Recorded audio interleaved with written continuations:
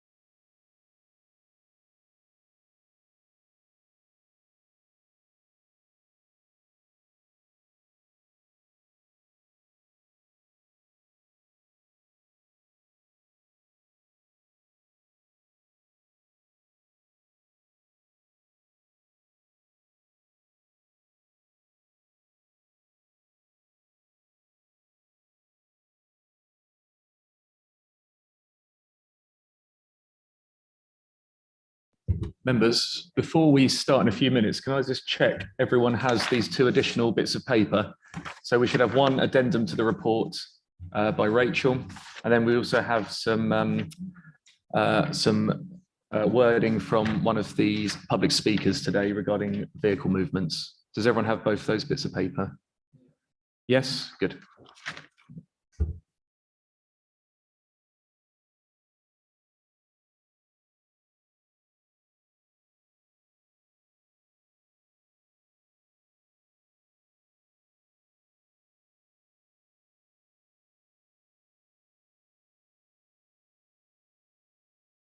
Members, it's 10 o'clock, so we're going to get started.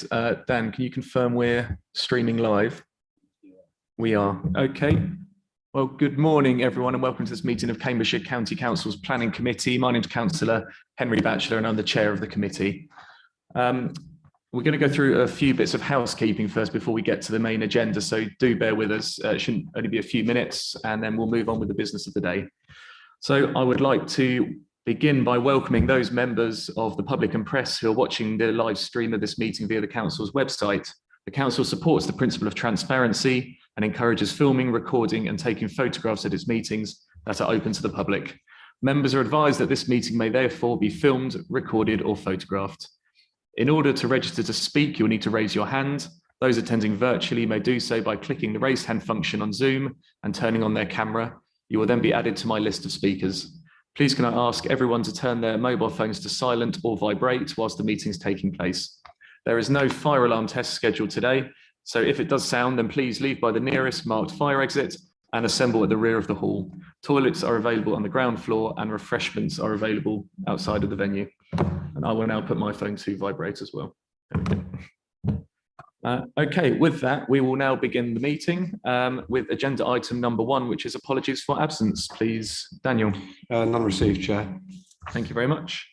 So we'll move on then to agenda item 2, which is declarations of interest. So do any members of the committee have any disclosable pecuniary or non-statutory interest to declare? Councillor Corney, please.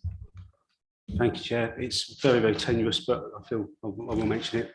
Many moons ago, I worked down at Saxon, but not for the applicant or the owner. It was a subcontractor, but many moons ago. Okay. Nothing relating to this. Okay. Character building, I'm sure. Councillor Connor, please. Thank you, Chair. I've been present at Whittlesey Town Council meetings when today's application, namely Saxon Pit, was discussed. I was there with a presentation by the present agent, Mr. Rice, and another by Saxon Gate Residents Action Group. I took no part in any discussion whatsoever, and I've never discussed this application in the general public forum, etc., Twitter, etc.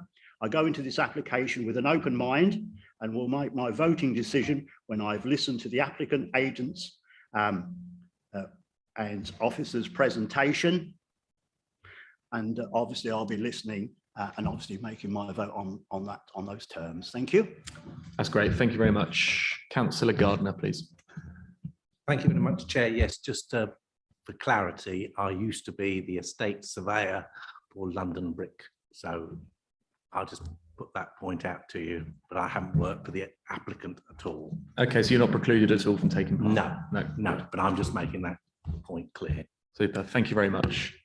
Okay, members, we have 2 sets of minutes to agree, please. We have the first, which was from the meeting on Thursday, the 24th of February.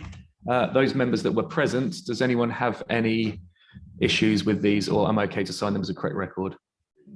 Agreed. Agreed, thank you. And the second set of minutes are from Thursday, the 16th of March. Again, same question. Do any members have any issues? Or can we agree them? Councillor Bradnam? I'll abstain. I wasn't. As you weren't here. Understood. Okay, 1 abstention. Is everyone else content to agree? Agreed. Thank you very much. Okay, with that then we'll move on to the substantive items on our agenda today, which is item 4. And that is an application for the importation, storage, processing, including use of trommel, picking and recycling of incinerator and bottom ash, and construction and demolition waste for exportation for use as incinerator, bottom ash, secondary aggregates. The application site is the former Saxon Brickworks in Peterborough Road, Whittlesea. The applicant is Johnson's Aggregates and Recycling Limited, and the presenting officer is Rachel Jones. So with that, Rachel, I will hand over to you to introduce the report to us, please. Thank you. Thank you. Good morning. I won't repeat that very long description, only to say that the application involves the importation of 250,000 tonnes per annum of incinerator bottom ash and 50,000 tonnes per annum of construction and demolition waste. An accompanied member site visit was carried out prior to this application being considered by the Planning Committee today. I can confirm that since the publication of the Officer Committee report, a further 16 copies of the Saxon Pit Against Pollution letter template have been received, and 1 supplementary objection has been received from 1 individual, raising concerns with regard to matters of public health and the applicant's health impact assessment. This matter has already been addressed in paragraph 6.6 of the Officer report. I can also confirm that I'm joined today, both remotely and in person, by technical consultees in respect of environmental health, public health, highways, and the County Council's energy service. And they will be able remotely to assist members in their consideration of the application as required. An addendum to the officer report has been placed with the committee pack for members. This proposes an amendment to draft condition 6, which is the hours of operation on the site, as detailed in the report. And this is to provide clarity on the time restrictions that will apply to on-site activities and to the limitations for HCV movements for the importation of IBA and C&D waste and the exporting of recovered metals and IBAA. An amendment is proposed to bullet 1 to clarify that external crushing and screening of construction and demolition waste is restricted to between the hours of 8 and 6 p.m. Monday to Friday, with no workings at weekends and bank and public holidays. An amendment is proposed to bullet 2 to limit the external movements, loading and repositioning of IBA, IBAA and C&D materials within this site edged red on the submitted site layout plan to between 6 and 10 on Mondays to Fridays and 8 till 6 on Saturdays. An additional bullet point has been proposed, which reads the delivery and removal of incinerator bottom ash, construction and demolition waste, recovered metals and incinerator bottom ash aggregate materials shall be permitted between the hours of 6 in the morning and 6 p.m. Monday to Friday and 8 a.m. to 1 p.m. on Saturdays and at no time on Sundays. The remainder of the wording of the proposed condition 6 is as contained in the Officer Committee report. Energy from waste facilities run constantly and incinerate waste 24 hours, 7 days a week. And therefore the applicant is contracted to remove the incinerator bottom ash on a continual basis to facilitate the ongoing operation of those facilities. This places a requirement on the recycling facility operator to accept IBA material on bank and public holidays, such that the weighbridge would have to be in operation to weigh in the material so that it can be appropriately deposited, ready for site operations to resume after the bank holiday. And that is why the vehicle movement element of condition 6 does not include exclusions for bank and public holidays. There are 2 extant waste-related planning permissions at Saxon Pit, as detailed in section 4, the planning history section of the officer report. I can confirm that condition 8 of the planning permission for the stabilisation works for the former quarry sides restricts HGV movements for the importation of fill material to no more than 100 movements per day, which is 50 movements in and 50 movements out. And there are no restrictions on those vehicles regarding the direction from which they must approach the Saxon Pit site. Condition 16 of the planning permission for the importation of processing of mixed shredder residue to produce refuse-derived fuel for export restricts all HCVs to only approaching and leaving the site in a westerly direction, i.e. away from Whittlesea. There are, however, no restrictions on the number of HCV movements per day in respect of that permission. As detailed in the officer report, a large number of objections have been received in respect of this application. Each of the matters raised, including the principle of the development in this location, noise, dust, odour, public health, hours of operation, the proposed levels of daily HCV movements, the use of the strategic highway network to access the site, sustainability, climate change, and biodiversity net gain have been addressed in the consideration section of the Officer Committee report. There are no outstanding objections from statutory consultees in respect of this application. In addition, a number of objections have been received with regards to matters which do not relate to the proposed application before you today. Issues identified relating to the deposit of waste material elsewhere within the wider Saxon Pit site, the use of a metal crusher on the site, the use of buildings at the site for the production of forest products, and noise and odour emission complaints experienced by residents of Whittlesea are not related in any way to any activity undertaken by the applicant.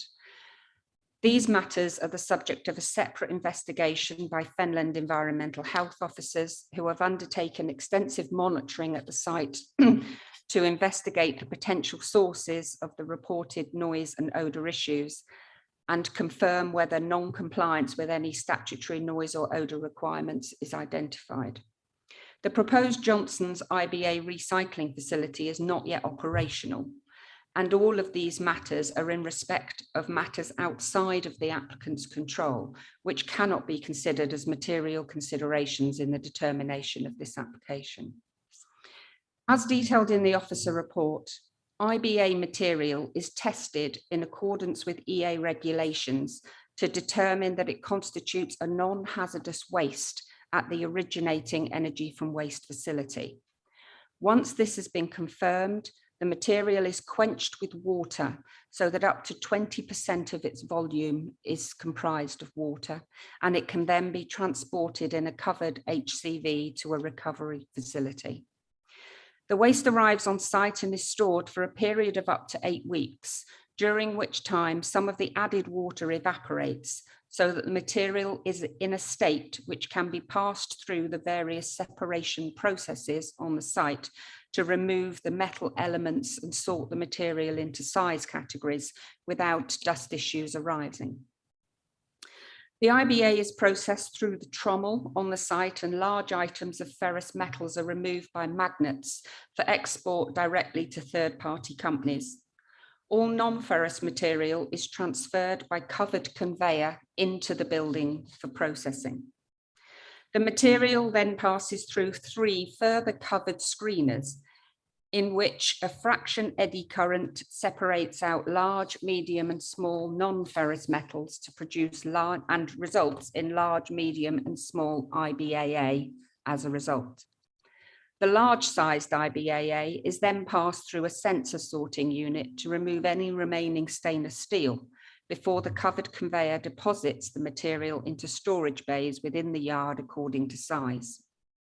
In building 2, the non-ferrous metals removed are passed through a mill, a screener, and then a trans metal sorter to be separated out into gold, brass, copper, and graded aluminium to be sold to smelters.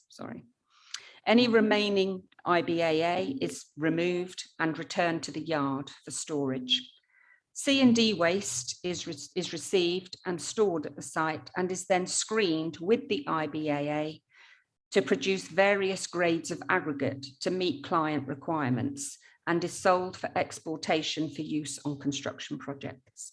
I'll now take you through a series of plans and photographs of the site. Thank you. This is a map of the site area.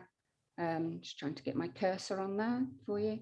The red area here is the operational application site where the storage and processing will be carried out. The applicant has included a further area within their application site with the consent of the landowner, and this is to enable them to fulfill a requirement for biodiversity net gain. Sorry, Rachel, to interrupt. We've just had a request. Is there any way you can make your pointer clearer? I.e., can you? I think there's a laser pointer function you can use on the presentation. There's a laser pointer tool. option. If you do a right click, it should give the opportunity to do. Sorry, if that's completely unfamiliar to you, don't worry. Yeah, there you are. Then we'll see it. Is that better for everyone? Thank you very much. Thank you. Great. Right. Okay. So, yeah. So this is the pink area. Red area is the operational application site showing with the access from A605. The green area is an additional area that has been incorporated, which allows the applicant to include 19% uplift in biodiversity net gain. As you will see from the photographs, their actual operational site is a concrete base, so there is no facility to provide that there. So they have, in working with the landowner, they have sought out opportunities to enhance ecology and biodiversity net gain across the site, which the county ecologist has confirmed meets the requirements for the application. This is a layout plan of the site. It is very difficult to read. So for the purposes of this meeting, a further plan has been produced. It's not included as one of the application documents, but it's for members' benefits so that they can see the layout more clearly. The material will be brought into the site here where it passes over a weighbridge and into the site. There are two buildings which form part of the application, building 1 here, building 2. These are existing buildings on the site. They were former brickwork buildings. And these were the buildings that have an extant permission on them for mixed shredder residue recycling to produce refuse-derived fuel. C&D waste brought in will be stored in this area. The recycled metal, you can see a storage area there. There is a trommel on the site, which you will see on the photographs. An IBAA storage area once it's been recycled, ready for export. And this is the area where the unprocessed IBA will be stored within the site. This is just an outline. It's the office welfare building that is not yet constructed on the site. It is an L-shaped building and will go adjacent to building 1. I'll just run through some photographs. This is the A605 Peterborough Road, obviously standing at the entrance to Saxon Pit, looking towards Whittlesea. And you can see the edge, there are residential properties at that site entrance. This is looking the opposite direction down the A605. And this is the site entrance itself into Saxon Pit. On the other side there is a self-storage facility with containers and etc. This is a close-up of the entrance. As stated in the report, the applicant has volunteered and is working with the County Highway Authority under a separate agreement to undertake repairs to the entrance to the site and for a distance of 10 metres either side of the site entrance. That does not form part of the application. It's outside of the application site, but is being carried out separately with the Highway Authority. And I understand that the application for that has already been submitted by the applicant. You will see in this photograph, if I move my pointer, there is here, the applicant has already erected signs instructing vehicles that they must not turn right out of the site towards Whittlesea. This is just a view down the access road that actually leads into the site. And this is taken from that access road and it gives a view across the application site. Where my cursor is here, that's where on the edge of the pit is the location of the residential properties of Snoots Road and Priors Road. Here you can just about make out, I think, some of the stabilisation works that are going on to the former quarry sides. This is the proposed IBA storage area inside what is called a Lego brick wall. It's made of large concrete blocks that resemble Lego. And this is building 1 in the foreground, which will be used for processing, building 2, which is used for the metal separation. And in the background here, you can just about make out the railway line, the Peterborough to March railway line. Again, this is a close-up showing the entrance to the application site with that wall in situ. This is the weighbridge over which all the vehicles will have to enter the site to be recorded and monitored. The applicant has put in an extensive surface water drainage system so that all the water from the site is retained within the site. There are 2 of these wedge pits, which will, the site is sloped so that all the water flows into these, where it is desilted as it goes through the various elements of the wedge pit. The water will then be pumped into the storage containers and reused for any purposes on the site to minimise the applicant's use of fresh water. This is a photograph inside the site of the IBA storage area. Looking towards the buildings in the distance, there is a closer photograph in the distance there. You can see the trommel here. These are the IBAA storage areas. The conveyors that you can see here are not yet completely installed. They will be covered in accordance with the requirements of the Environment Agency. And the IBA that is separated into different sizes will go into each of those storage areas. This is the trommel that is the initial stage of the processing. The applicant has already installed around the site air monitoring equipment, and this is already operational, so that is providing a baseline for the applicant before the site is operational of the air monitoring results, so that they can, going forward, have a very strict control on air quality. And those results are submitted to the Environment Agency for consideration on a regular basis. In the background, you can see an existing soil overburden, which the applicant is removing, as this is the location for their proposed office and welfare building. That material is being used on site within the stabilisation works. It came from the site and it's being returned to the site. This is inside building 1, which shows the conveyors. Again, all of these inside the building will be covered, even inside the building.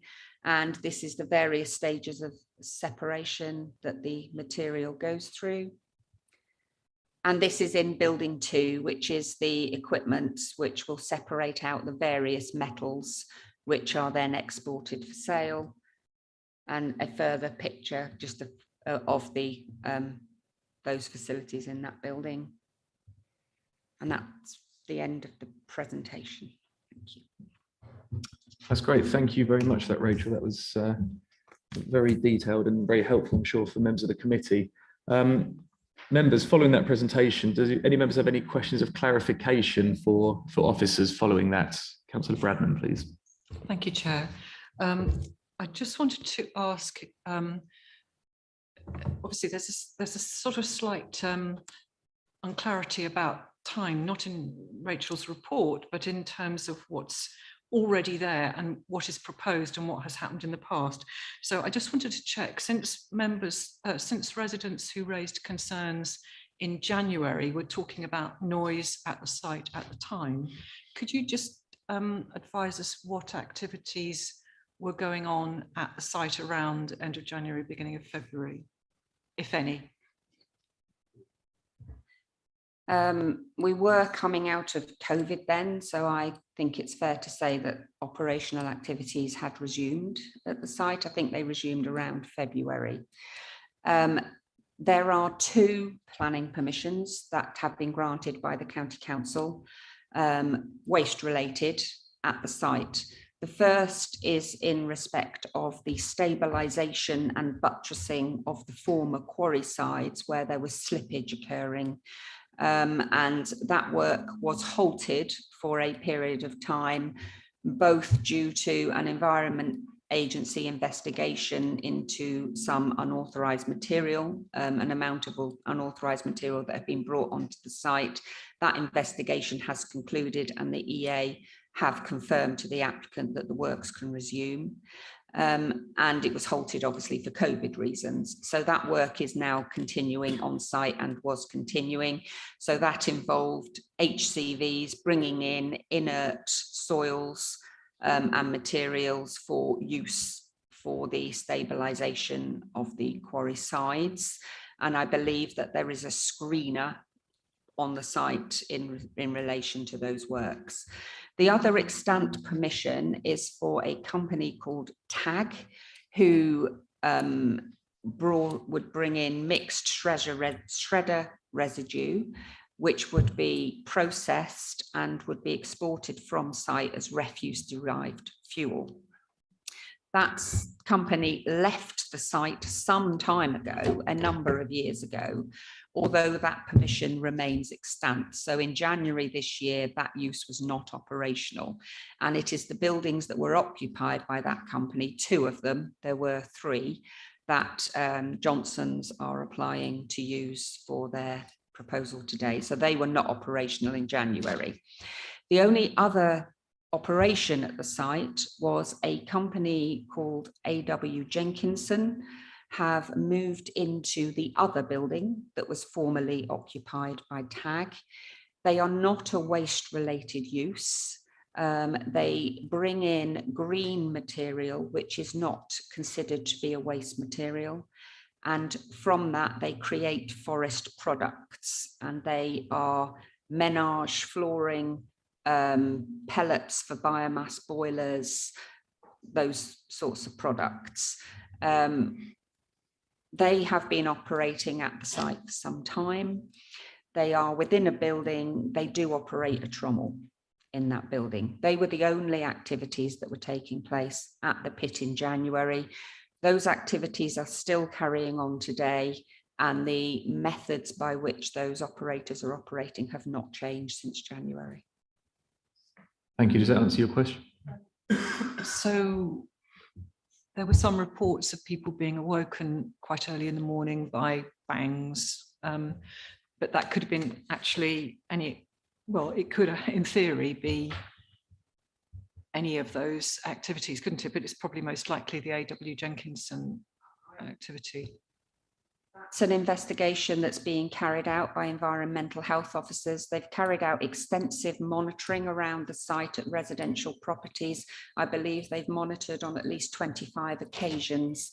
Whilst they have received, and we do have the environmental health officer who can assist later, whilst they have recorded noises at the site, they have not on any occasion experienced a noise which would constitute a statutory nuisance. But those noises, those activities are in no way related to this application. So they're not material considerations in the determination of this application. And one final, with your permission, Chair, thank you. The noise consultant report that we have seen appeared to have been undertaken in a neutral time. Could you just clarify, was it using that as a baseline and then assuming the noise that would be generated by these activities and projecting that into its report? I find it quite hard to understand whether it was taking live time recordings or whether they were projecting on the basis of a neutral baseline. My understanding from discussions with the environmental health officer is that the noise levels that have been recorded and used as the baseline in the report were taken during COVID. So were taken when there was less traffic on the roads and when the site was not operational. All of the projected noise levels for the site have therefore been assessed against those background levels. And the applicant has worked to ensure that all of their noise calculations are against those background levels rather than background levels of when the site was fully operational, in order to ensure that they minimise noise disturbance from the site. Thank you very much. Okay, thank you. Councillors Connor and then Smith, please.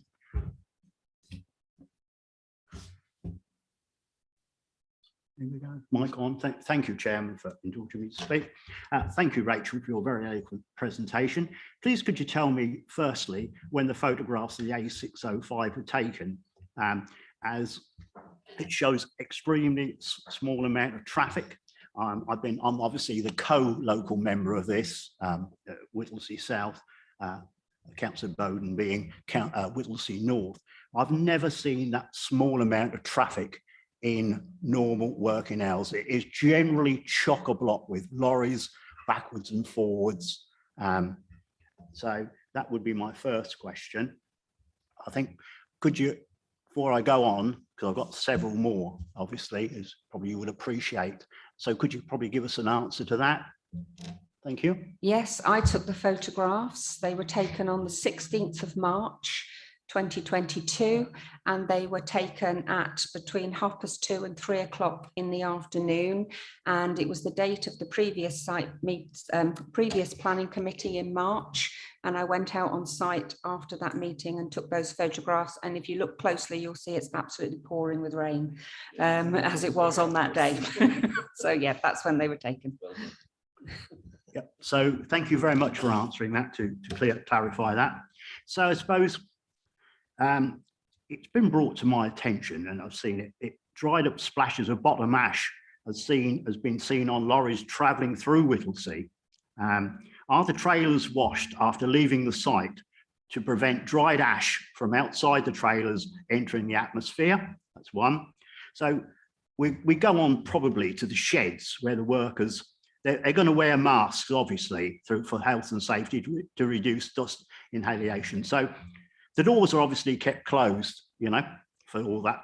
So during hot weather, what guarantees, when conditions become increasingly uncomfortable for workers, potentially affecting production, will the doors, will they remain closed to prevent dust entering the atmosphere? So I suppose, what precautions have we got in place for the really hot weather? So that's another one, thanks. So going on from there, Johnson have fitted dust monitors around the site. Thank you very much for at least for them doing that. Do the monitors also detect PM10 and PM 2.5 particles, which are known to be finer and they travel further? These particles are finer, entering the bloodstream straight away, and have been known to cause high blood pressure, which leads to heart attacks and stroke, as we all know. So if that's the case, if the monitors do not detect the finer particles, are there plans to have air monitors around Whittlesea? Frontiera, who do the bricks and the blocks further up on the A605, have already set a small precedent with this technology. Results are collected by an independent body, then fed to the Environment Agency. In my view, Johnson should agree to this technology and monitoring. So it also it states again, bottom ash can be included in large quantities of plastic and additives, coated paper, packaging, waste wood, and a recent report of over 2,400 substances of waste paper that identified for potential concern. So probably you could alleviate my concerns on those 5 points. Thank you, Rachel. Did you pick those up, Rachel? Yes, I can. I've answered the date and time of the photographs. In terms of dry ash on lorries, coming off lorries, the only thing I can really respond on that is that the applicant is operating under the requirements on an Environment Agency permit, which has already been issued actually for this development, because the Environment Agency are satisfied with the proposals that the applicant is putting forward. So they will have to be operating in accordance with that. The applicant is here today, and after their presentation, I'm sure we'll be able to give you some information on that, or could include an element in their presentation to give you further information in that respect. In terms of what equipment is worn in the buildings, again, I would have to defer to the applicant on that, whether masks are required. It would be in accordance with the standard, is it COSH or COSA, the health and safety requirements for site operatives on a recycling facility. Again, the applicant, I hope, can provide clarity on that matter. The doors to the buildings, the applicant has installed rapid opening and closing doors. They are rapid as well. They open very quickly and shut very quickly. And there are ventilation systems inside the building. So during hot weather, the doors will remain closed at all times unless a vehicle or a person is entering or leaving via that rising shutter. There is also a pedestrian door so that the shutters don't need to be opened and closed unnecessarily. The monitoring equipment on the site is in accordance again with the EA permit and is recording air quality matters that the EA deems appropriate for their permit. So if the EA require that monitoring of PM10 and PM2.5 is included in that, then that is what it is. But I can't answer to that because that's a matter for the Pollution Control Authority, and under the permit, the applicant again may be able to provide further clarity on that in their presentation to you. Yeah, so thank you for that, Rachel. So at least with my questions, probably not aimed possibly at you, all of them, it's given Mr. Rice the heads up to answer some of those pertinent questions. Thank you. Great, thank you very much. And Councillor Smith, please. Thank you. Thank you for a thorough report. Basically, there was a photograph there of the access and the houses that are very close to it at the beginning. Can we just briefly go back to that? But obviously, through this agreement with the highways, 10 metres either side of that gateway is relevant to this application. And I'm just thinking, I take it car parking for those houses is outside on the road. Where is it? Sorry, I just didn't know if it was there or somewhere else. Because I thought, not entirely sure, but I have never seen vehicles parked on the A605. Again, the applicant may be able to respond to that, Right. or Councillor Bradnam may know the answer to that one. They have parking behind the houses. sorry, I Access didn't from see the- that. That's why I wanted to go back to Yeah. Access from the rear. I'm sure we're going to see the photo in a second. Right, what I would say is that the this access is over 80 metres from yeah. the road level down to the site, so it's quite a long access road, and they are the three, I think it's 3 or 4 properties at the site entrance to Saxon Pit. Obviously, this access is shared by the other operators on the site as well. Right, so there is parking on the main road. Junction. It's just that, like Councillor Connor, I've been along there and I've seen it a lot busier, and I was a bit sort of, where is everybody? Because it's not what I remember. But I don't know whether at the time I took this, maybe there was a train I'm not disputing. coming further up the road. I'm not sure, but it just, I'm not disputing. it just anything, happened to be that when I took the photograph, there wasn't that many vehicles there. Indeed. Thank you. And we are going to hear from members of the public as well, so it might be more pertinent to ask them the same question as well. Okay, members, any further questions of clarification for the officer at this stage? No. Okay, so with that, then we're going to move to our public speaking element of the process. And we're going to begin with the representative from Whittlesea Town Council, Councillor Roy Gerstner. Councillor Gerstner, welcome. No problem, take your time.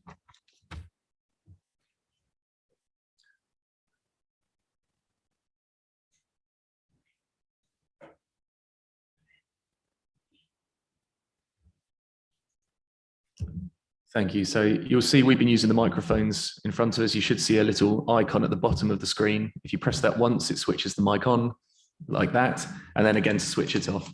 So if you could try and keep to 5 minutes with your presentation, then there may be some questions of clarification for you from members of the committee at the end. Thank you very much. Whenever you're ready, please. It's come to light this morning already. There's been a couple of amendments that we were not aware of. So there's some parts of this that will probably not be pertinent this morning. So that's been addressed already.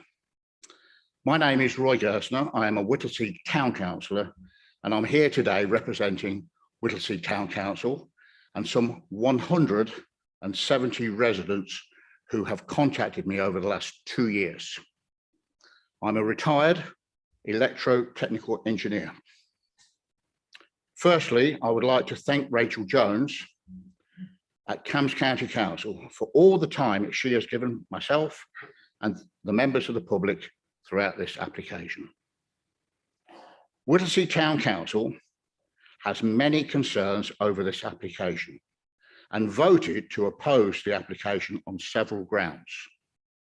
Today, I will concentrate on the A605.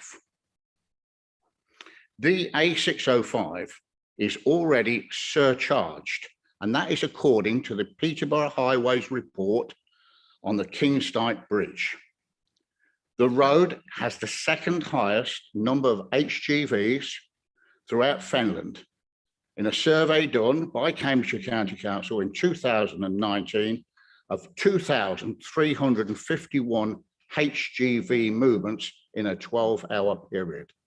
A lot of HGVs that didn't show up on those photographs. The total number of vehicles passing along the road, according to your own figures, is 36,441 vehicles, 2019. The road is a busy road.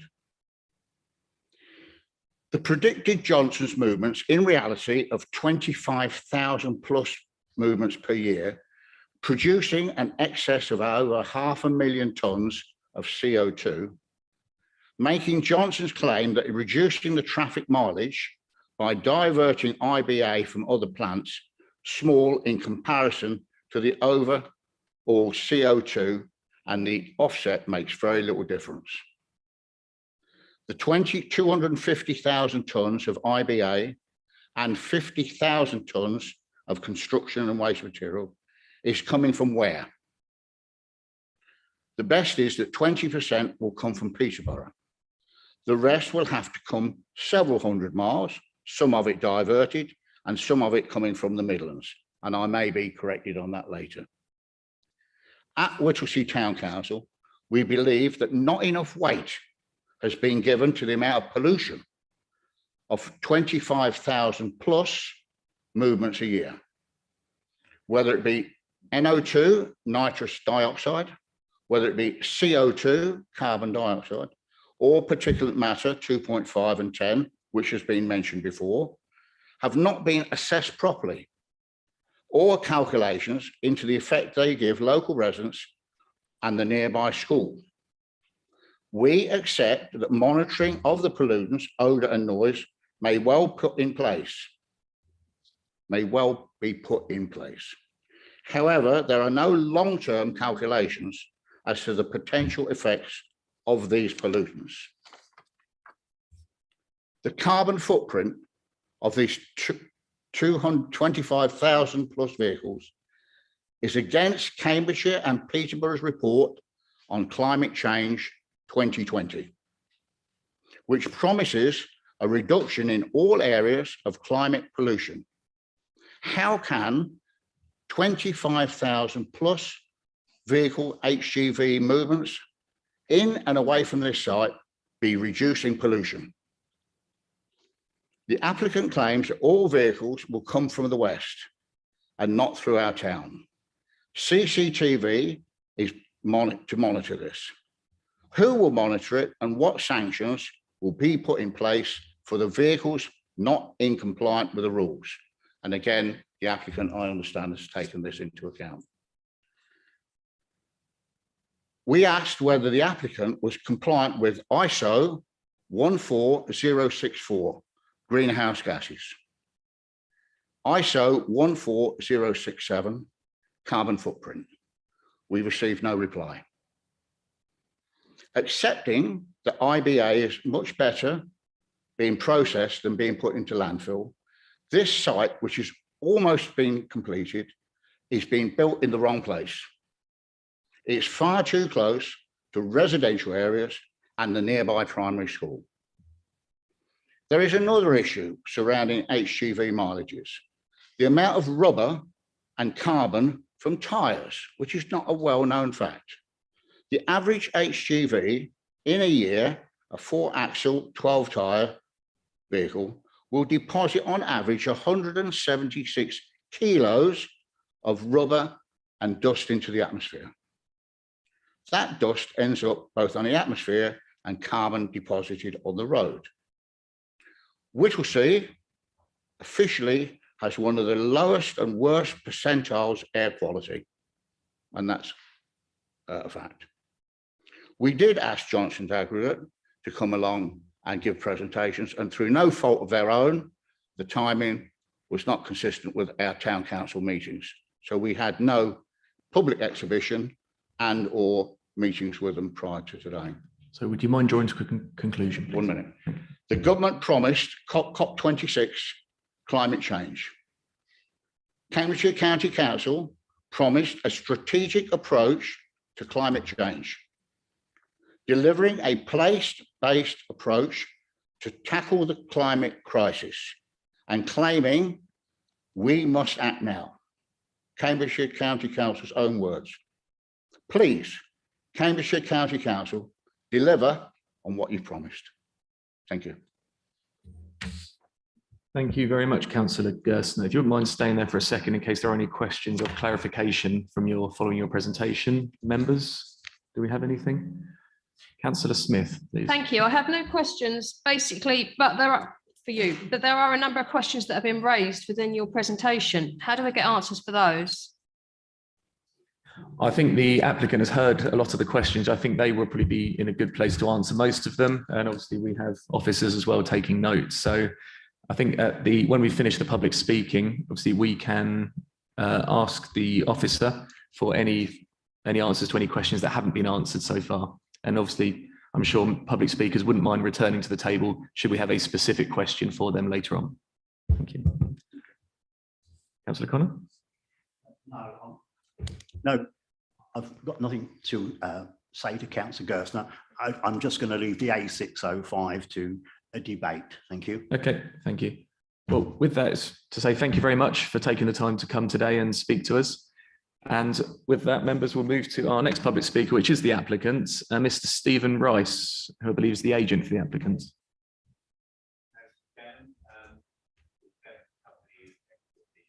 Okay, if you wouldn't mind coming forward, please. I'm sorry, your name is? Paul Capel. Welcome, Mr. Capel. So yeah, as with the previous speaker, if you could try and contain your comments to 5 minutes, but if you do run over, I'll be a bit lenient.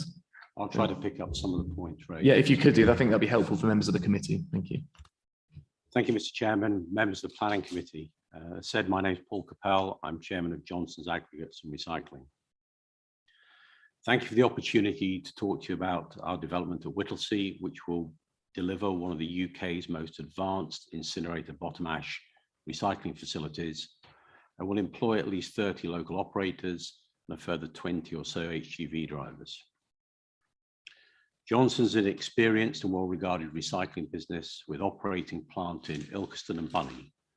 We do not operate incinerators, and we do not handle hazardous waste of any type. Processing of incinerated bottom ash, or IBA as it's known, and use of IBAA is highly regulated and governed by the EA. They have thoroughly reviewed our design, confirmed it's fully compliant with their latest requirements, and have granted a permit to process, subject of course to planning.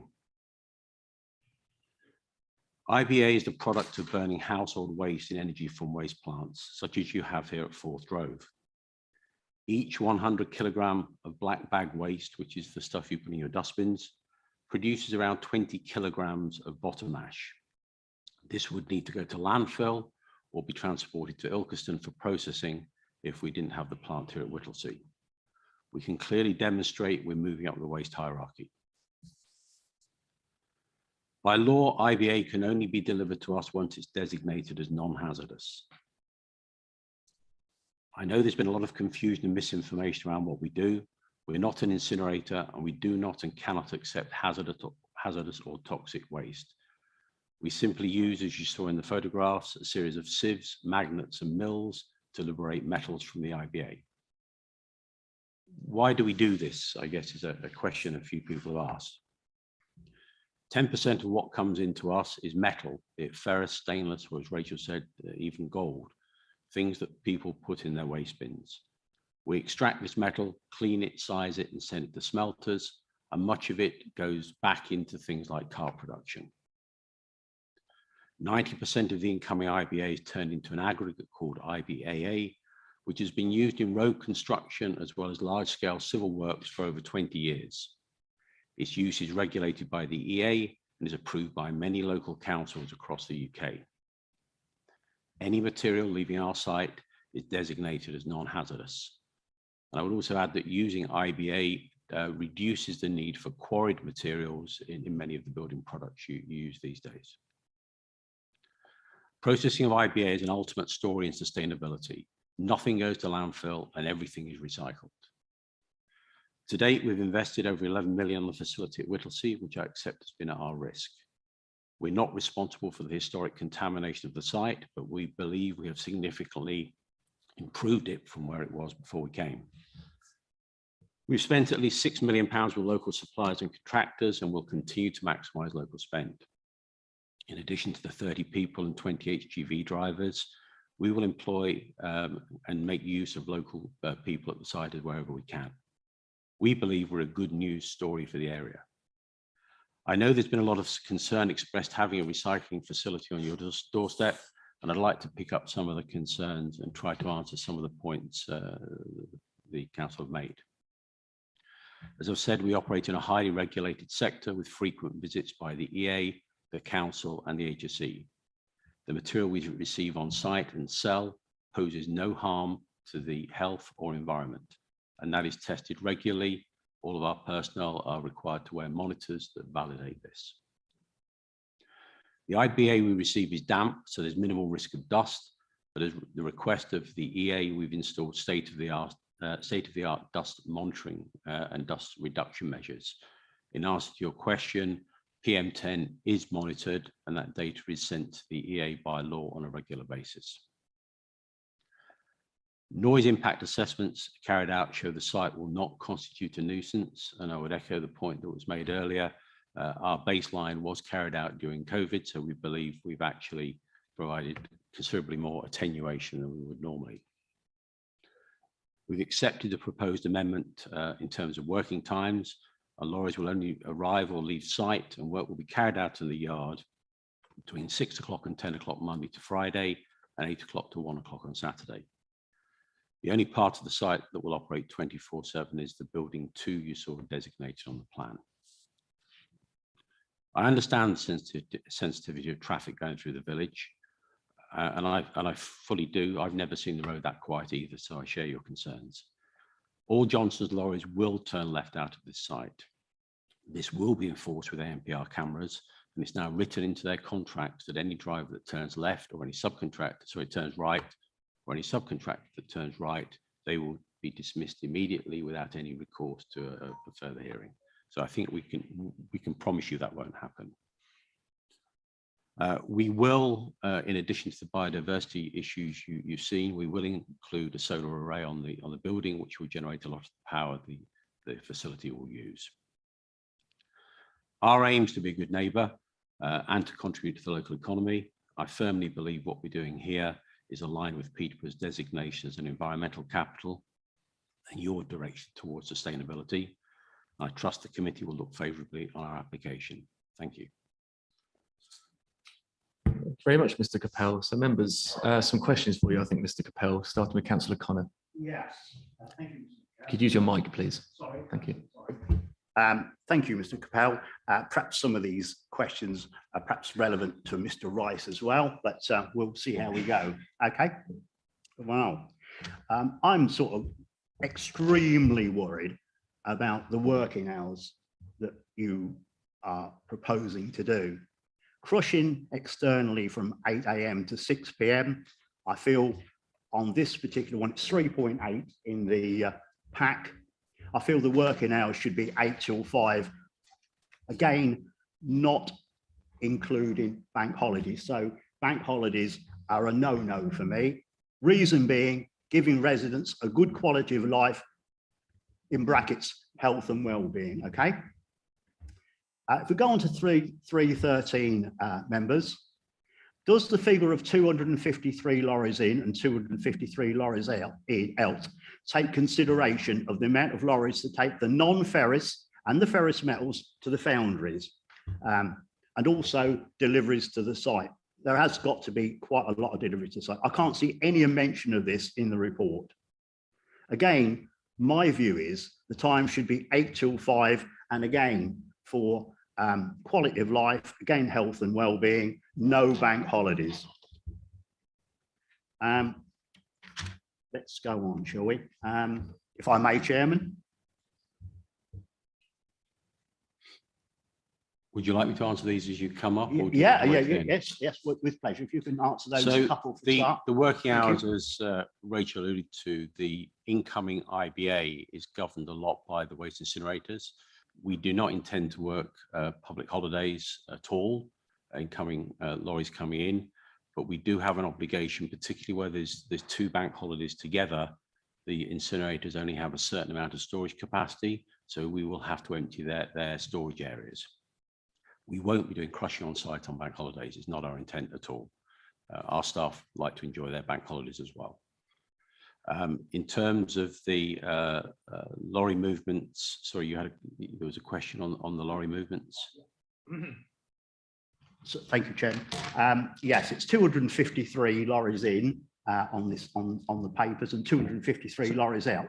So just to reiterate, does that take into consideration the non-ferrous and the ferrous metals that are going to be transported to the foundries? Yes. And also deliveries to the site? Because there's no mention of this in the report. The answer is yes.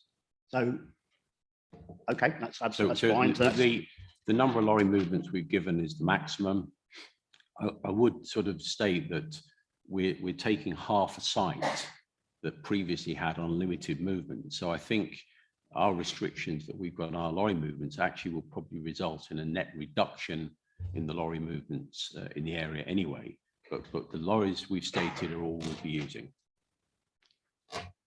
Yeah, so I can see, and I'm all for reclamation and a little like, but this to me, in the working hours, and I can go on, but I just feel there has to be a balance. If this is to go through, this planning application to go through, in my view, not speaking for any other committee members, of course, something needs to be done with working hours, because we can't forsake our residents, can we? They need a life as well.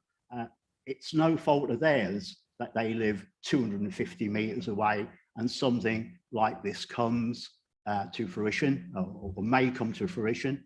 They need some help as well. They need to have their barbecues at 5 o'clock at night, don't they? Will sit there and have a beer or a Coke. And I just feel this application with these times will curtail their ability to do that. So if you'd like to. I'm not sure there's a question there, but if you want to respond, you're welcome. I think all I can say is the working hours that you've seen presented in the amended section 7 are significantly less than the hours we started off with when we went on this journey. We have tried all the way through to listen to the concerns expressed and reduce those hours. We think stopping at 6 o'clock for traffic is far earlier than any of our other sites that also have local residents, and we don't believe that will be a major problem. But that's down to the planning committee to decide. That's what we've gone through with the EA and all of our noise assessments. But if I may go on, Chairman. Go on. Yeah, but it says processing of IBA within recycled building 1 is between 6 o'clock in the morning and 10 o'clock at night, Monday to Friday and bank holidays. Processing IBA within building 2 is virtually the same, and servicing and maintenance of the plant of similar works and essential nature is permitted 24 hours a day, 7 days a week, except including Sundays and bank holidays, except Christmas Day. I just think the times, as I've pointed out before, are just too onerous, really. I think, yeah, you probably have curtailed your working hours to somewhat, but for me, looking after residents' views, and also taking into account that you've got a business there you put money into, so you need a return on it, obviously. I do feel that something needs to be done with these hours. Okay, I think so. I don't know if you can take anything away from what I've said, and hopefully you can come to some massive compromise sitting there. And we might have to ask Mr. Rice on that, but that's up to you, sir. Okay, before you answer that, I'm going to ask Rachel, she wouldn't mind coming in just for absolute clarity. Obviously, we do have amended working hours in front of us. Just for absolute clarity, Rachel, could you just run through the amended working hours, please? Okay, this condition is as per the proposed conditions, that the proposed hours that were in the report.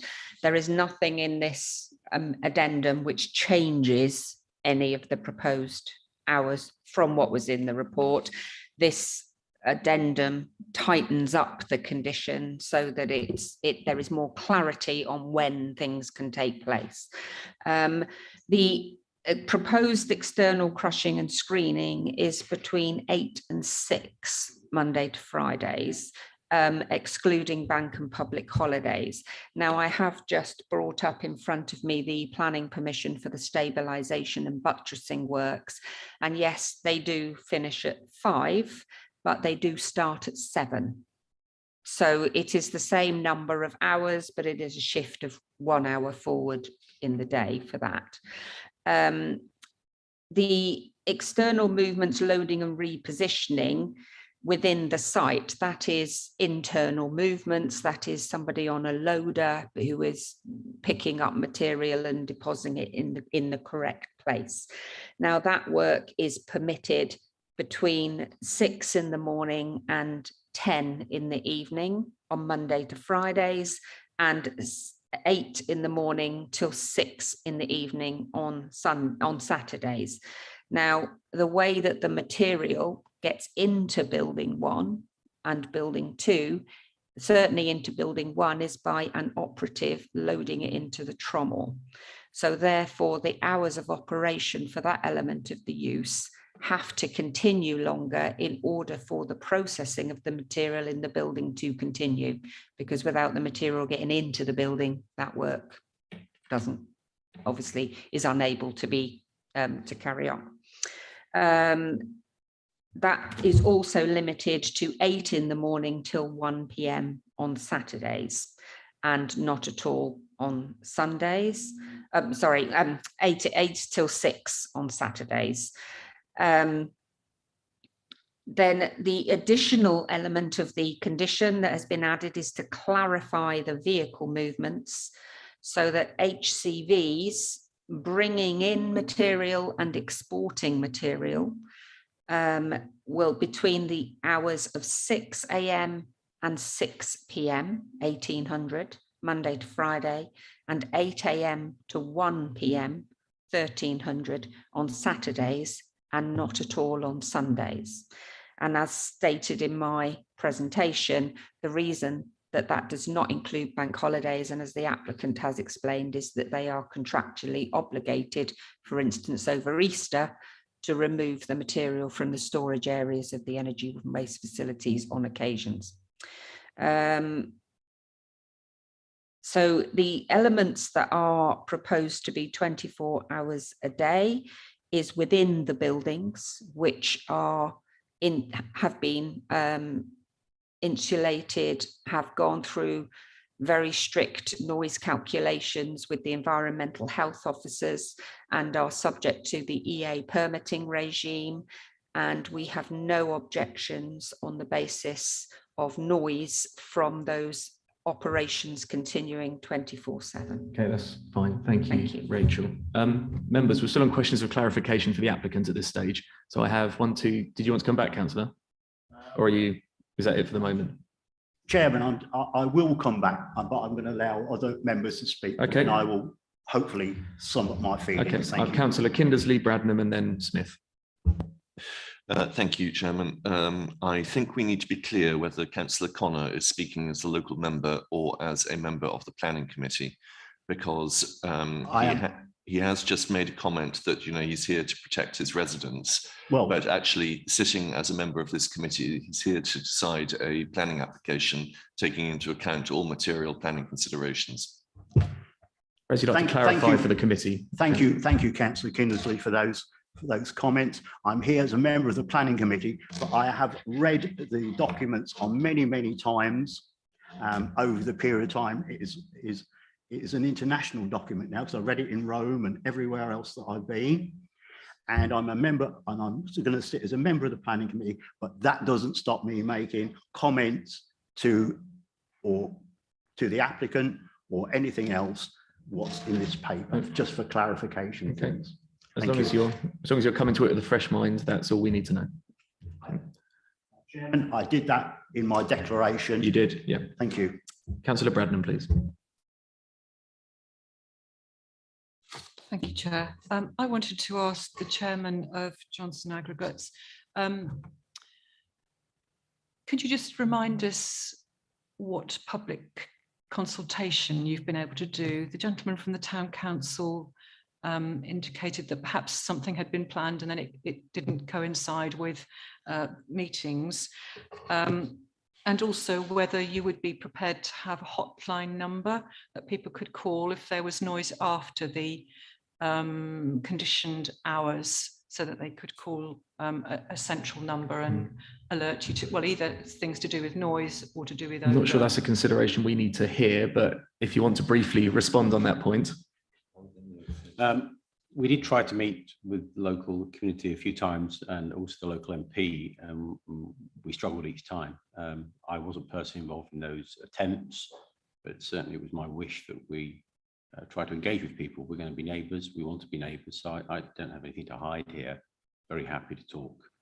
In terms of the hotline, there is a process whereby if there's a noise complaint or any other complaint, of reporting that to the local authorities. I would be reluctant to give a hotline, not because I don't want to, but because I suspect I'm going to have somebody answering the phone 24 hours a day for complaints that probably aren't related to breach of planning. And that would be my worry. But, you know, I'm happy to take guidance on that. But I don't, you know, we have noise monitoring, we have dust monitoring. You know, all of those are reportable data collection points we make. You know, we're very conscious that if there's a lot of eyes on us and we need to be prepared to defend our position or take action if we've gone outside those limits, you know, we fully accept, you know, if things happen, we will resolve that. That's fine. I think you've answered the question. That's no problem.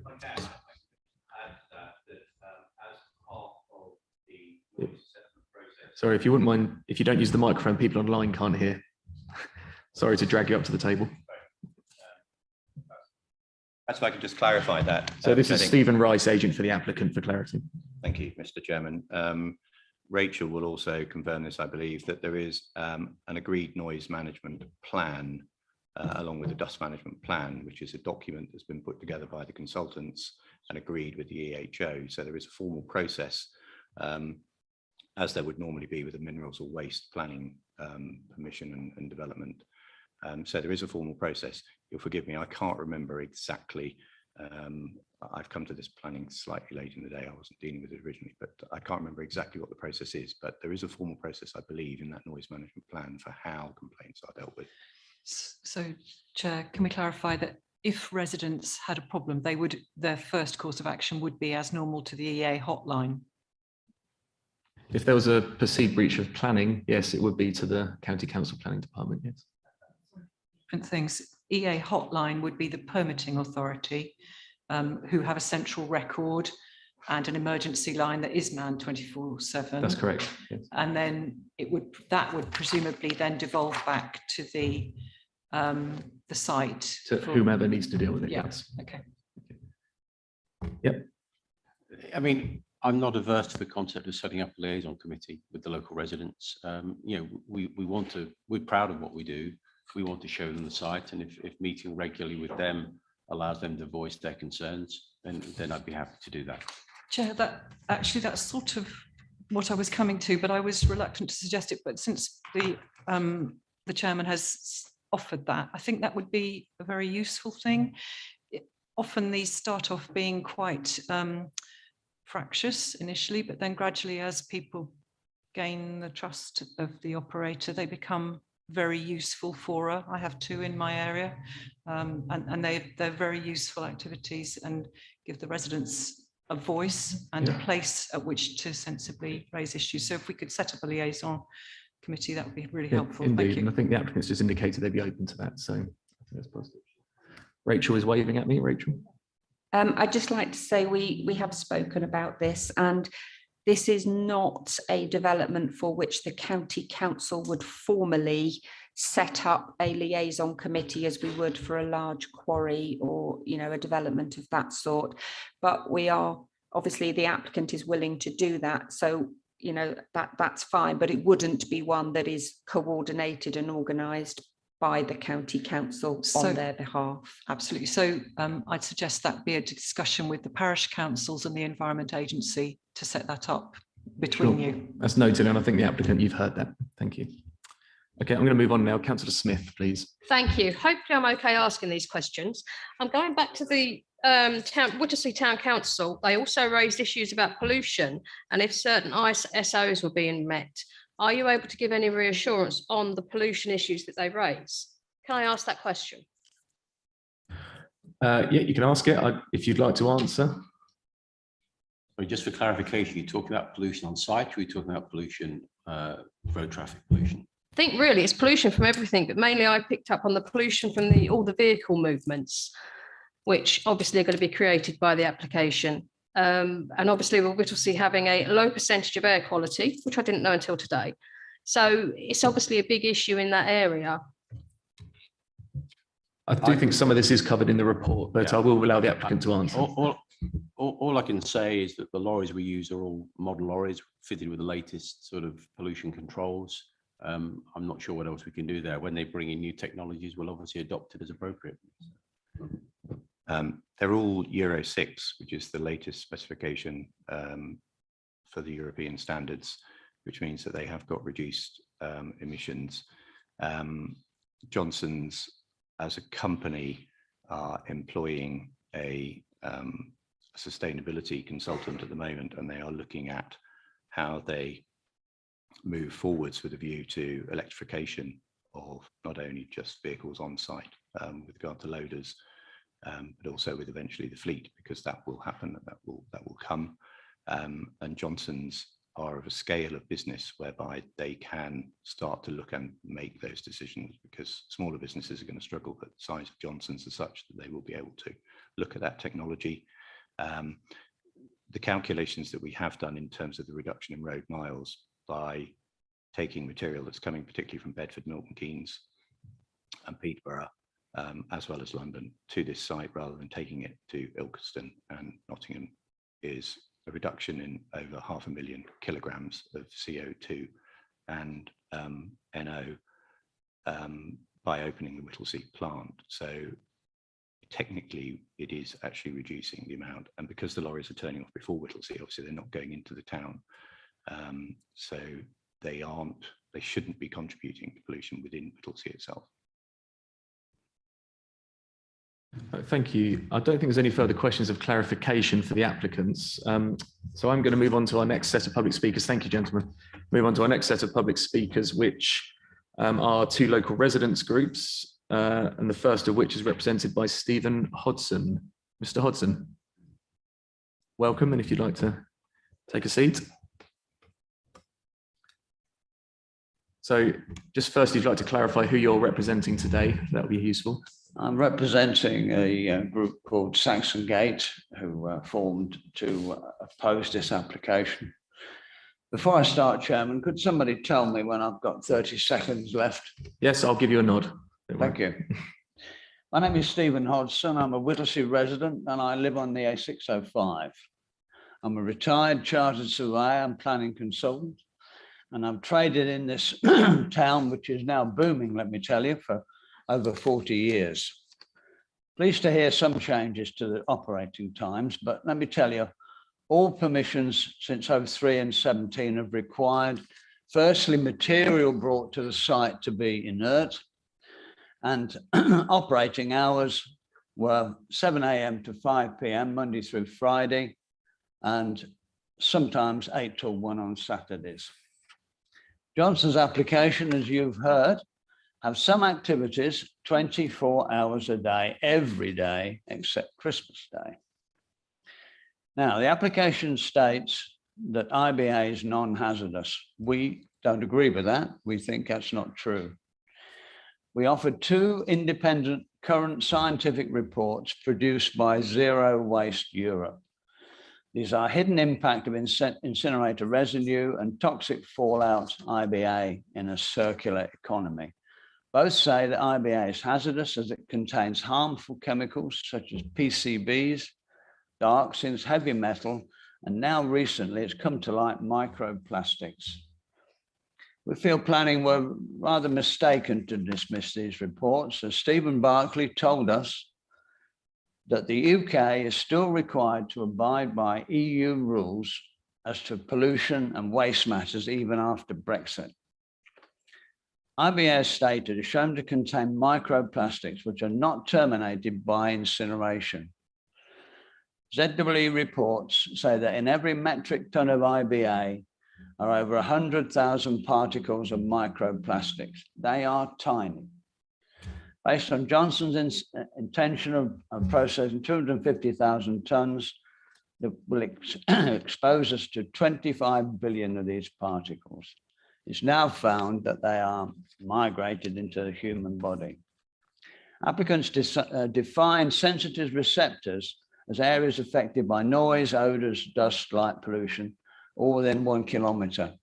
Well, let me tell you, houses on Peterborough Road are at 190 metres, Snoots Road 340, and Park Lane School 950. My children went to Park Lane School, but I wouldn't be happy for my granddaughter to go there. It's too risky. Applicants say all local and national rules are complied with, but all of those rules say that any development should protect the amenities of neighbours. This comment is also in all of the planning permissions. Now, they're using old brick buildings built by London Brick, which are difficult to insulate. This was talked about by one of your own people, Elizabeth Mogova, who is a county council employee. The operation is in the wrong place and has a huge potential to risk the physical and mental health of the people of this town. Other IBA recycling plants I've researched are all away from housing in modern, well-insulated buildings. Johnson's application is fatally flawed and is not fit for purpose. They've adopted a rather arrogant attitude to our town. I will show you how arrogant, because GRH Employment Agency are today advertising jobs starting at Saxon Pit tomorrow. They've also carried out, as you've seen, extensive building work. It looks completely fitted out to me before planning. Pollution controls are not perfect. What would be the impact of pollution in 5, 10 or 20 years? I would ask you to do as you did in refusing the Waterbeach incinerator, your decision being vindicated by the applicant's appeal that was lost. If you feel you cannot refuse this application, we ask you to defer a decision to give us time to collect more evidence on the long-term safety of IBA. I speak on behalf of 550 or so objectors, because, plus I also feel the strength of support for the whole town. Thank you. With time to spare, thank you very much. Okay, members, any questions of clarification for our public speaker, Mr. Hodson? Councillor Connor. Yes, Mr. Hodson. Are you absolutely certain that they are advertising for workers to start hypothetically on Monday before they have got planning permission here this morning? Are you absolutely clear on that? It's not Monday, it's tomorrow. Well, yeah, all right, and tomorrow then. We're giving them Monday. I'm not sure this is particularly relevant to our decision. It's a clarification of what Mr. Hodson said. Yeah, we found it. We found the feature on Tube, on website. That's fine. That's clarification enough for me. Thank you. Okay, thank you. Any further questions from anybody? I don't see any, so I'll say thank you, Mr. Hodson, very much for taking the time to come and speak to us this morning. Okay, our next public speaker is Mr. Chris Morgan, who's with us today. Good morning. And yeah, I think as with the previous speaker, it'd be useful if you started by indicating who you're representing here today. Yes, good morning. My name is Chris Morgan, and I'm here representing the residents of Kingsdelph. We saw the location of Kingsdelph on the first map this morning. Our main concern has been a campaign we've had for 3 years now about the high traffic volumes through Kingsdelph, the impact that has on pollution and safety, particularly safety. We know from the Skanska report, which was part of the Kings Dyke plan, the bypass, and a second vehicle count that was done actually in Kingsdelph, that we have a potential number of vehicles per day of 19,000. This was based on 14,000 counted on the A605 and potentially 5,000 from North Bank. Added to this is going to be 92 HGVs a day from Johnson's, possibly as much as 150 if they get the 500 tonne per annum, which was the original request. Item 6.6 on the agenda tells us that this is unlikely to result in significant impacts on human health. And 9.17d says the associated increase in traffic would not cause unacceptable harm to the environment, to road safety, residential amenity, and would not cause severe residual cumulative impact on the road network.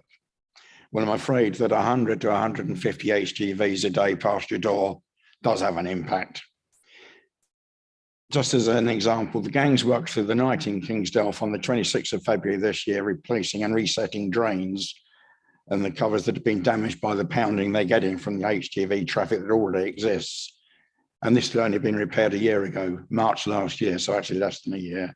And on the 5th of April this year, the road was completely closed, unplanned closure because of difficulties with the road. Item 313 on the agenda, and this is I think from Bond Consultancy, tells us that the IBA will be imported on 27-tonne articulated HGVs. We don't believe that. We think they are 40 to 44-tonne vehicles, and you've had a little add-on sheet which explains how we've arrived at that decision. HSP Consulting, in a planning document on the 23rd of April 21, tell us there is an existing pedestrian footway on the north side of the carriageway that is in good condition. It's 2 metres wide, it's street lit, and it's continuous to both Whittlesey to the east and Peterborough to the west. This claim is also made by SB Rice in their application document, submission documents of the 21st of February and the 25th of March of this year. Now, I live in Kingsdelph. You can't get from one end of Kingsdelph to the other without having to cross the road. And if you want to go beyond Kingsdelph, there's no footpath at all. We obviously are concerned when we can see these errors. And so we did report these to the County Council on the 27th of February. We didn't get a response, so we reported it again on the 9th of March. We feel that the Johnson submission really needs to be re-examined. Safety has to be the prime mover here, and it just can't be overlooked for the sake of expediency. Clearly, for example, there's a vast difference between 1,027-tonne HGVs pounding up and down the A605 and 1,040-tonne HGVs. So the information that is being utilised to say that this is safe is, let's say, it's affected by the fact that the information that we're working on is incorrect. These lorries aren't 27 tonne, they're a lot bigger, they're half as big again. I can say, for example, that every person on this road, that lives on this road, every time those lorries go by, the house shakes. And every time that you look at this and you're told these are medium-sized lorries and they're not, they're big lorries, then that's worse. So we are saying that if you can't tell the difference between a grass verge and a 2 metre wide footpath, then you cannot trust anything that is in this planning application. The information that you're being asked to make your decision on is demonstrably incorrect. And as such, we're saying that the decision has to be deferred until Johnson's and their various agents have come back to you with the correct information. Thank you. Thank you very much for that. I'm going to ask if any members have any questions of clarification. Also, I did see the applicant asking to come back, but I'm more inclined to save that for the debate, or if any members want to hear from the applicant again, rather than start a dialogue between two groups of people. So do any members have any questions of clarification for our public speaker?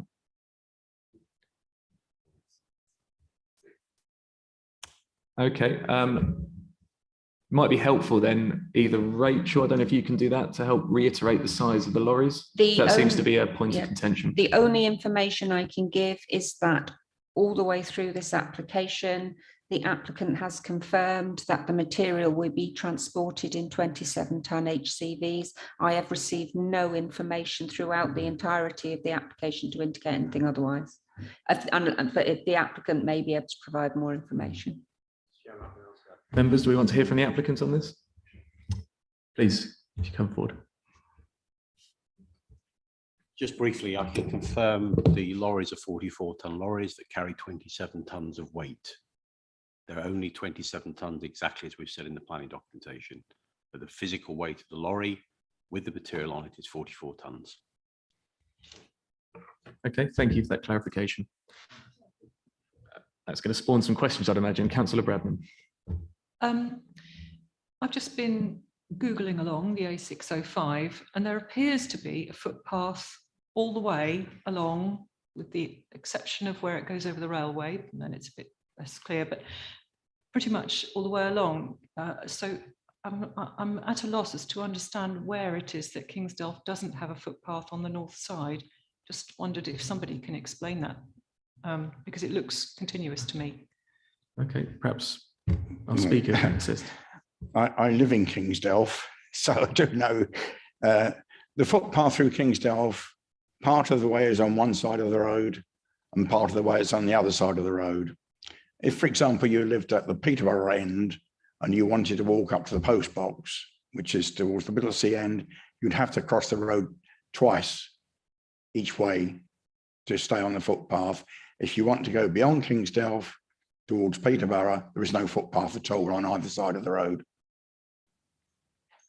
Can I put it? I don't know how you another one, but when you go over the river bridge at Kingsdyke, you've got the big lay-by on the right-hand side with the truck stop. There's a bit of path there, and then the path stays on that side of the road a little way, and then when you get to beyond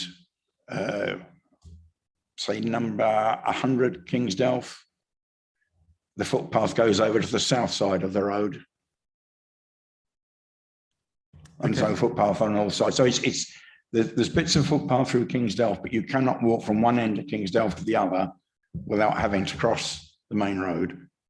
So yes, that's okay. I think that's useful, but this isn't part of the application that we're talking about. No, exactly. So, okay.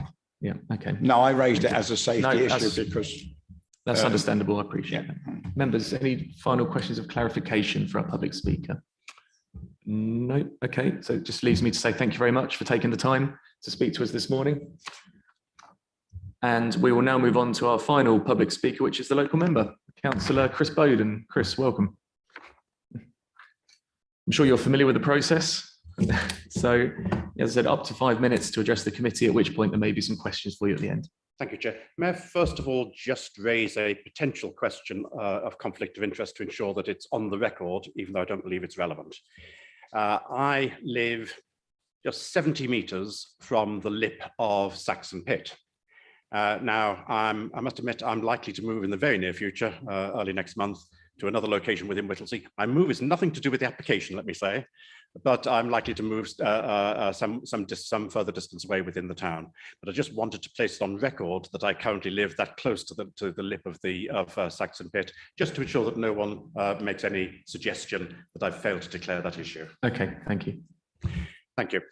Chair, members, I'm Chris Bowden, for the record, the County Councillor for Whittlesea North, which is the division which contains the application site and in fact contains the whole of Saxon Pit.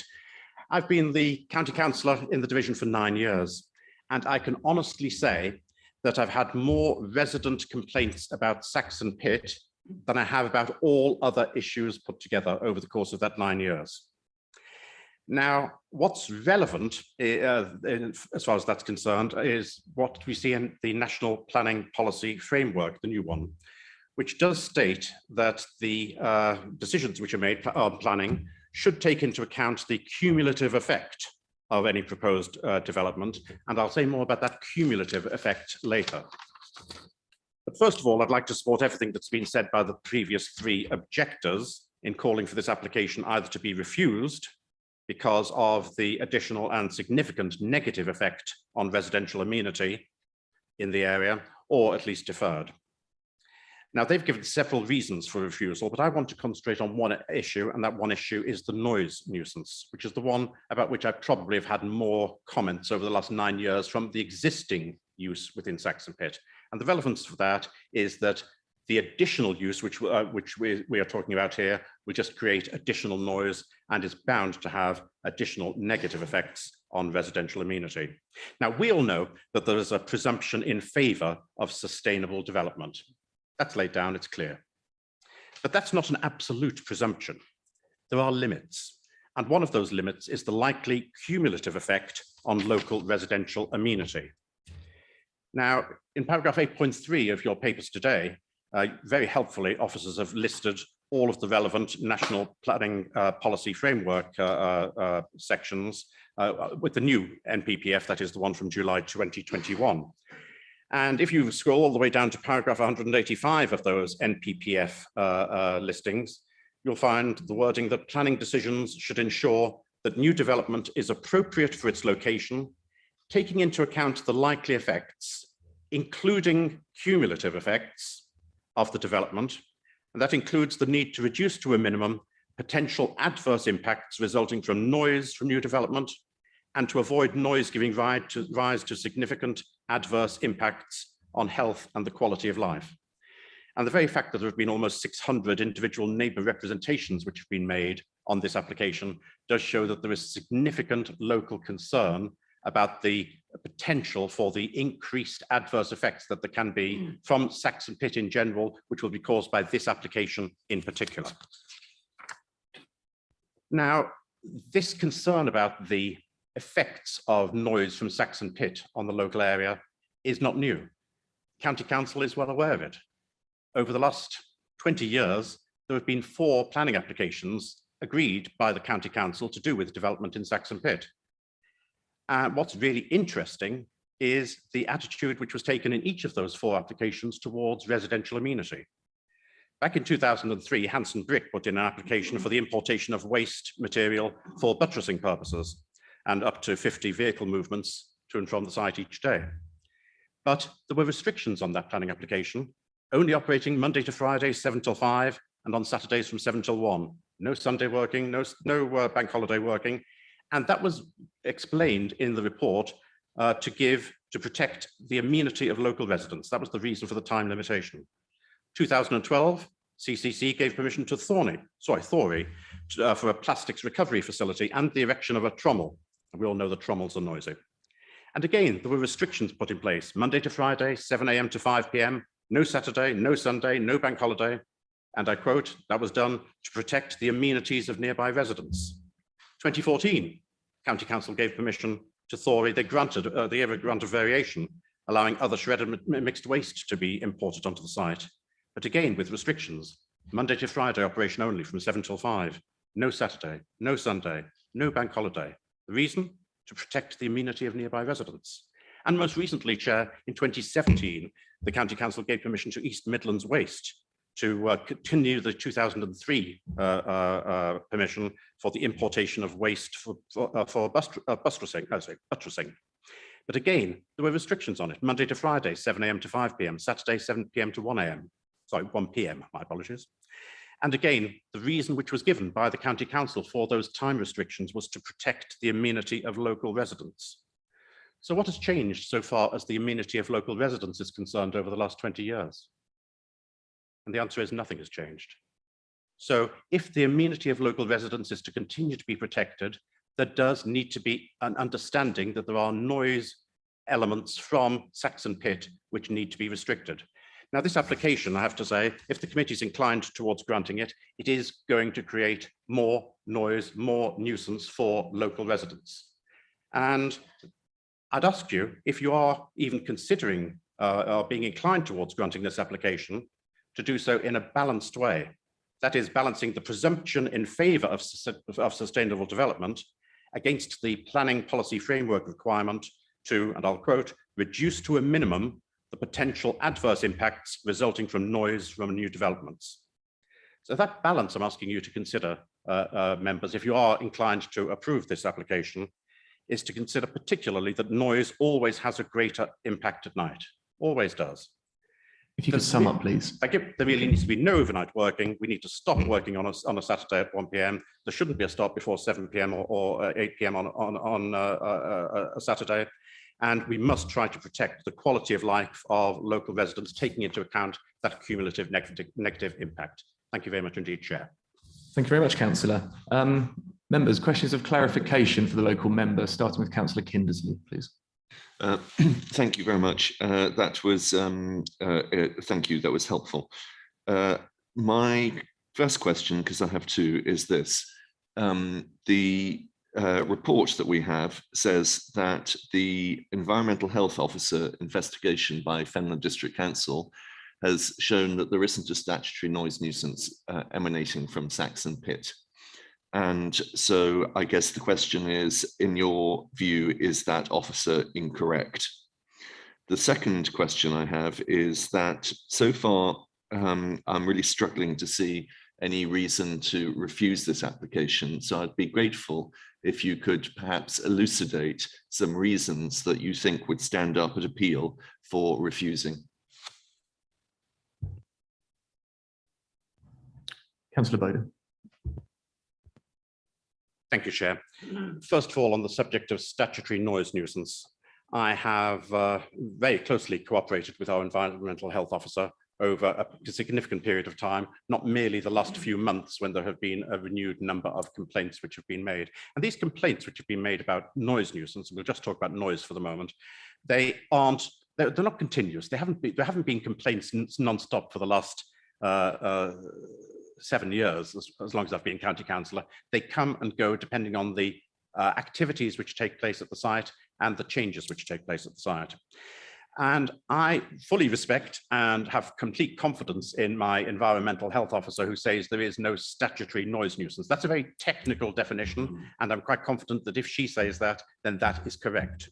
What she has been willing to do is to place individuals in locations on a significant number of occasions in people's back gardens to be able to monitor the level of noise that people have been experiencing.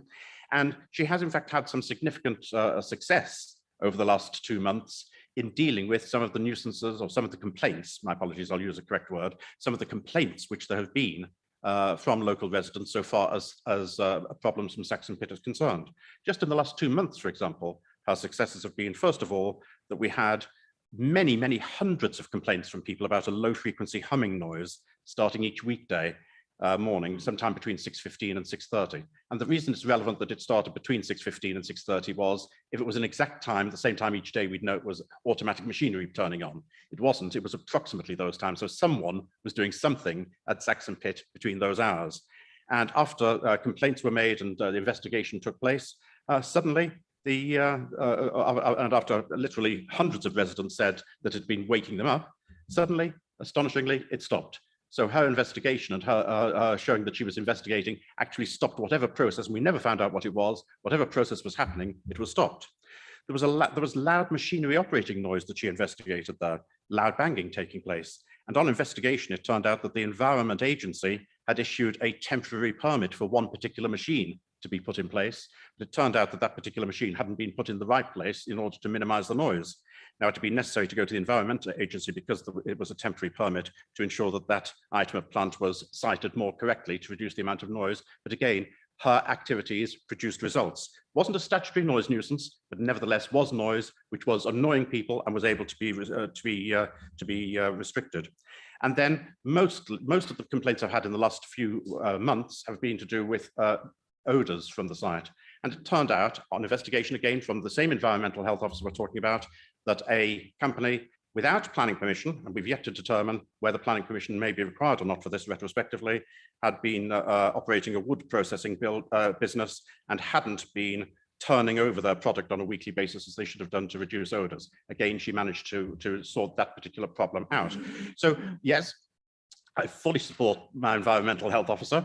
I fully support whatever she says is the technical definition of statutory noise nuisance and that it hasn't been breached. But nevertheless, there is a problem to do with noise from the site, and it's a problem which she has been partly responsible for ensuring has been reduced each time complaints have been made.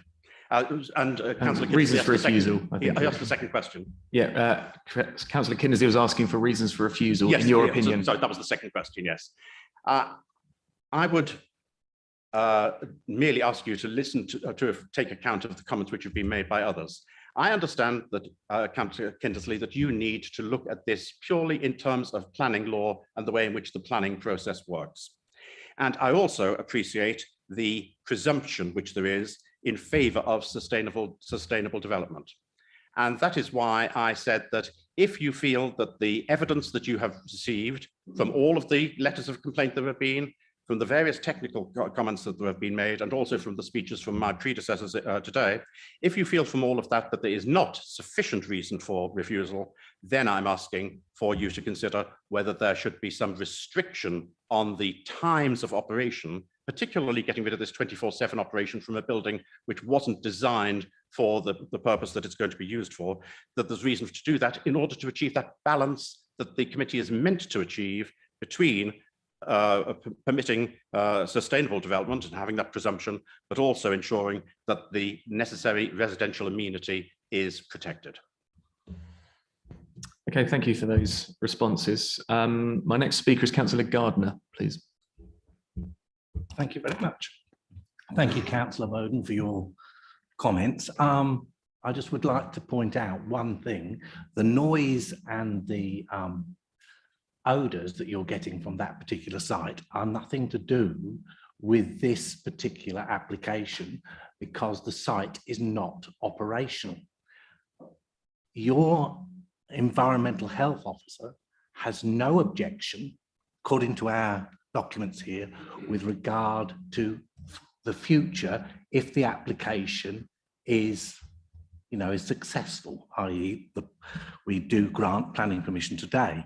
So how can you, what I don't understand is you've got the noise and you've got the odours, but it is nothing to do with this particular site. So I think it's very unfair for you to try and label that noise and the odours to that particular planning application, because that's what we've got to look at. So how can you say to me and the rest of the planning committee that you think the situation will be worse when the applicant has already said to us that they don't think it will be? Thank you, Chair, and thank you, Councillor Gardner, for that question. Yes, I fully accept the points that you make. I have not suggested for 1 second about odour having anything to do with this application. I was merely answering a question from Councillor Kindersley about the operations which have been from our environmental health officer.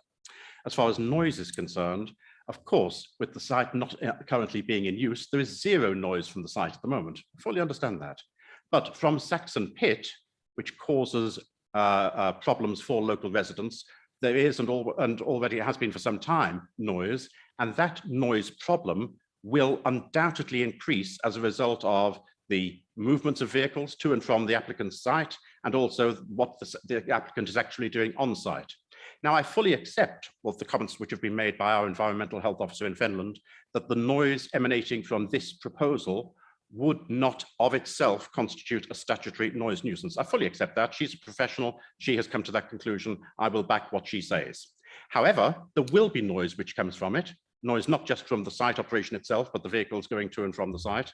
And I mentioned that in my submissions, which are contained within the report.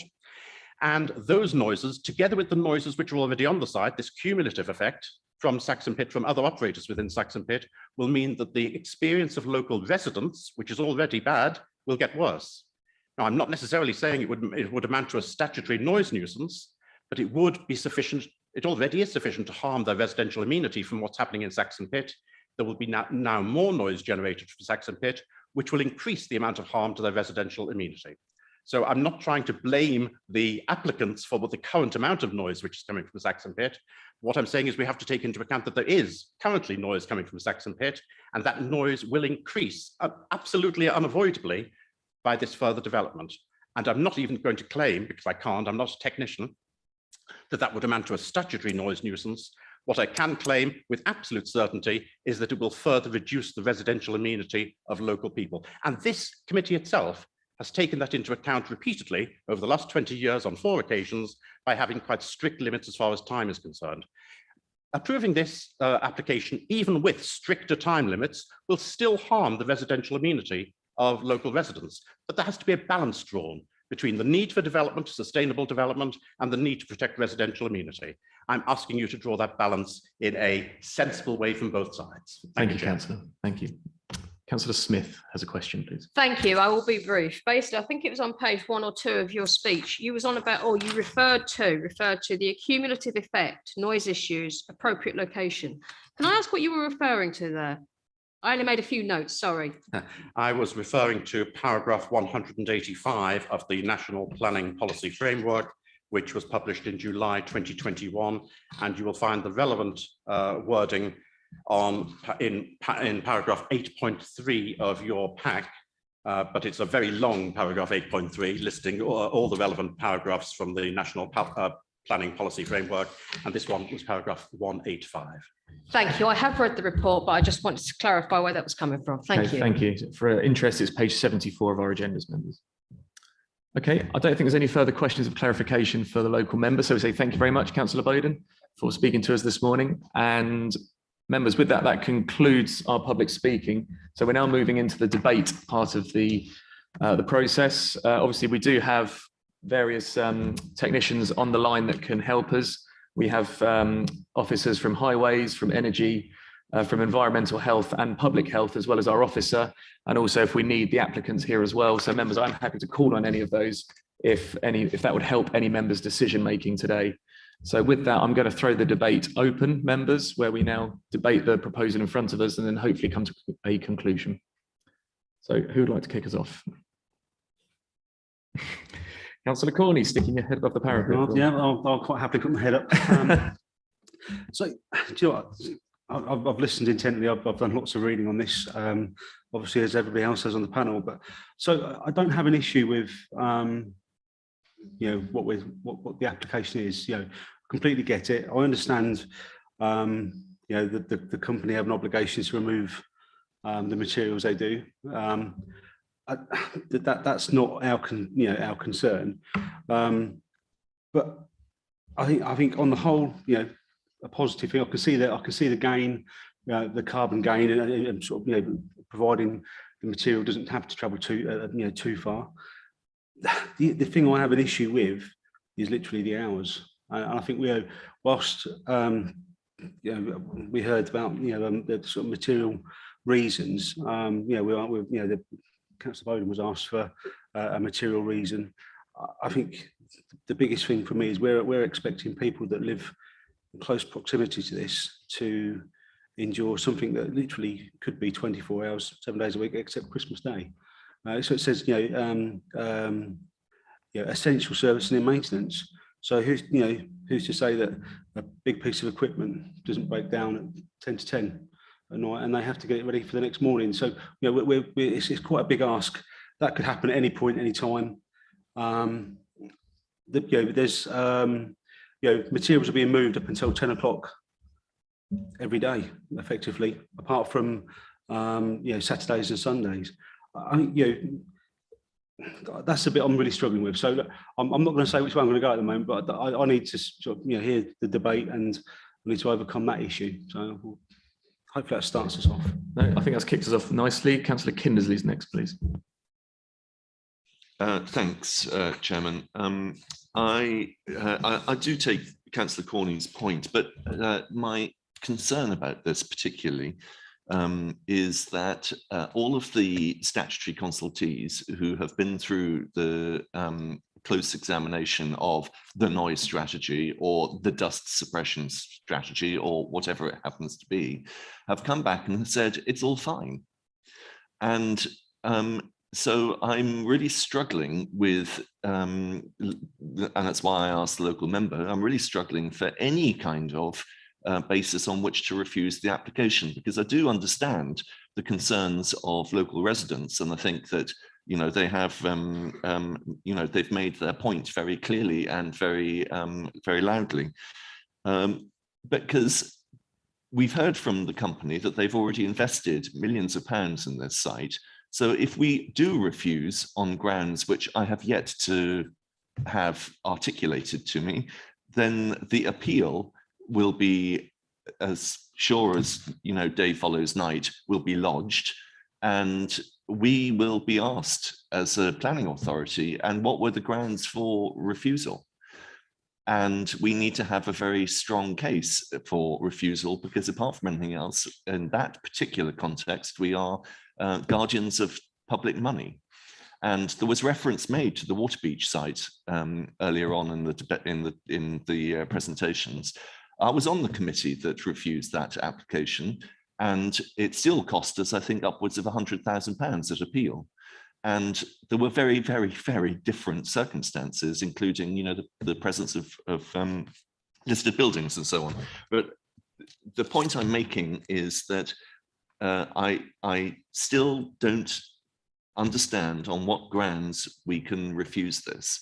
If this site starts up tomorrow and it produces noise 24/7, the environmental health officer, who has not objected to the noise plan, will be down there, as we heard at great length from Councillor Bowden, making sure that the noise nuisance is removed. And that simply gives me confidence that officers at Fenland know what they're doing with regard to this site. So, that's my struggle. And unless in the debate there are reasons that hitherto we haven't heard for refusal, then I will be making a proposal that we grant permission. Thank you, Councillor. Next, we have Councillor Bradnam, and then Councillor Connor, I think, wanted to speak. Thank you, Chair.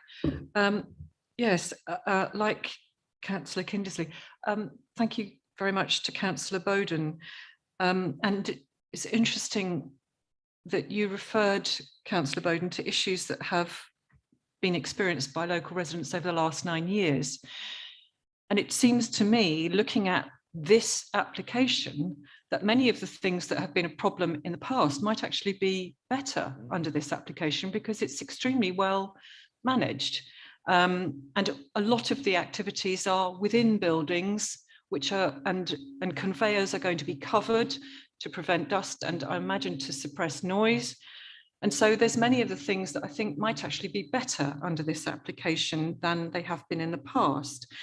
And likewise, for that same reason, many of the statutory authorities and the various officers have no objections. We have no objections from highways, that has been dealt with, drainage, biodiversity and net gain, and the environmental health and public health officers. So I cannot see any reasons to justifiably refuse this.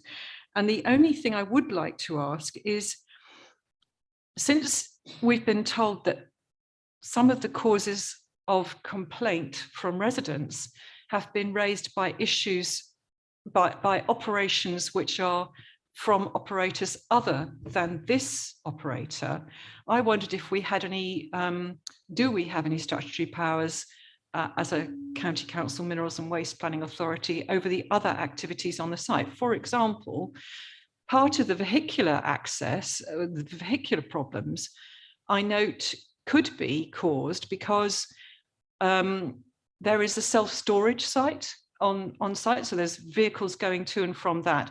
There also appears to be perhaps a van hire operation going on the site.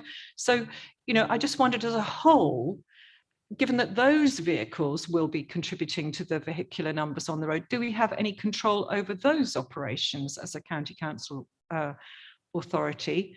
And if we don't, then we ought to devolve those responsibilities to the district council. So like Councillor Kindersley, I think obviously, and indeed Councillor Bowden made a very clear example of how the local environmental health officer has done an excellent job to monitor and mitigate against specific things that residents complained about. So I really cannot see any reason to refuse, but I would just like to ask if we have any other controls over the site as a whole and the other operations that are going on there. And I'm not quite sure. I think that might be to Rachel. I'm going to throw it to Rachel, but my view would be that we probably don't today in this planning application, but us as a county council may do. But I'm going to ask Rachel if she can respond to that one. The first thing I would say is we do have the environmental health officer joining us today remotely. So if it would assist to answer some of the noise related elements, then we can call on her to provide that detailed assessment.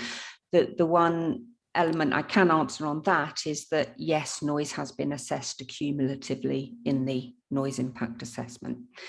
In terms of the other uses on the site, there is a self-storage unit that is actually on the A605. So literally just as you turn into the access to the main site, that's where the unit is. And then it's not, wouldn't be the length of this room from there is where the van hire storage area is. So they are literally on the edge of the A605 itself before you start going down the access and into the site. Those are both district council matters because they do not contain any elements of waste development. So they are operating under planning permissions, industrial permissions that have been issued by the district council. I have no knowledge of those, but I suspect that they are permissions that have been issued some time ago. And I don't know what conditions were added to those consents at that time. Councillor Kindersley. Thank you for allowing me to come back. I just wanted to make, just to confirm what Rachel has just said, which was that the noise impact for this planning application was cumulatively assessed. And I recall, I think, the chairman of the company making reference to the fact that that assessment was done during COVID, so that the baseline was much lower than it otherwise would have normally been. So I think that's an important point for committee members to note. Yeah, I think it might be useful to get clarification from the environmental health officer as to, you know, to get their input on that one. It's my understanding it was cumulatively assessed, but I'd like that confirmation. If we could hear from the environmental health officer, then very briefly, I believe that's Laura Harwood who's joining us online. Just a picture of me at the moment. Yep. Hello. I'm just waiting for my video. Here we go. Hi. Good morning. Hi. Yeah, Laura Harwood. So I'm Senior Environmental Health Officer at Fenland District Council. We spent a lot of time going through the noise impact assessment sent for this application, clarifying lots of points. So periods of time that different parts of operations would be happening, and the impact those different operations would have because of the sensitivities of different times of day on the local receptors. When we look at the application, we assess the noise against the background noise level. So the background noise level is the noise which is currently occurring within that location. So we've got a site with multiple uses, and we have a couple of different sources of noise data that was used for the production of this noise report. So noise, we were assessing this in the middle of a pandemic, which meant that we had a different background noise level, which we would anticipate to be true when the site would be operational if it got planning permission. So there was a mixture of data which was proposed to be used by the acousticians, which we assessed and agreed was appropriate to use. So there was noise data which had been taken, noise assessments which had been taken for previous applications on the site, which provided a background noise level for the site. And then there was also additional accompanied and then an unaccompanied noise monitoring which was taken. And this was taken whilst we were in a lockdown period. And that was agreed to be appropriate along guidance which had been produced from the Institute of Acoustics, which had to guide acousticians, developers, environmental health officers through undertaking, not pausing development, not meaning that the planning process was going to be restricted in an unfair way. So it was agreed that the background noise was assessed in lockdown. So the background noise levels could be lower than experienced maybe today, where we're seeing relatively normal levels of traffic and other activities going on because restrictions have all been lifted. So when we say accumulated noise, we are saying we've got those two ways to look at the background noise levels.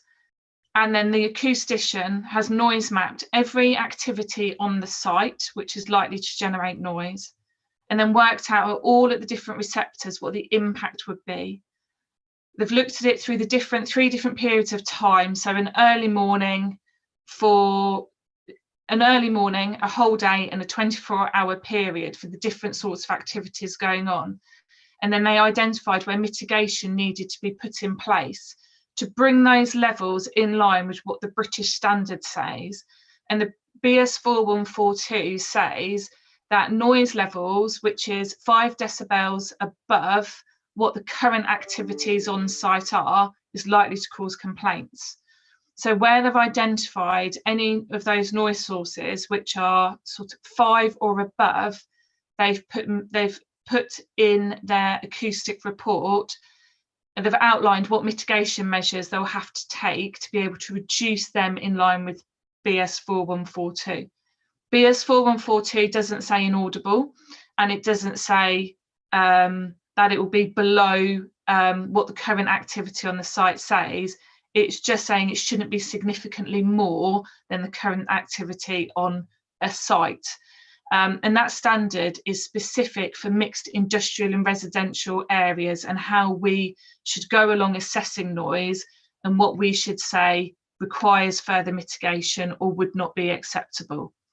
So what we have come out with is an acoustic report which has gone through lots of scrutiny, that we have said it meets the guidance, meets BS 4142, meets the requirements of BS 412, but there must be conditions stating that all aspects of the acoustic report must be put in place for this to be acceptable, and those mitigation measures for the certain hours of more sensitive times must be put in place.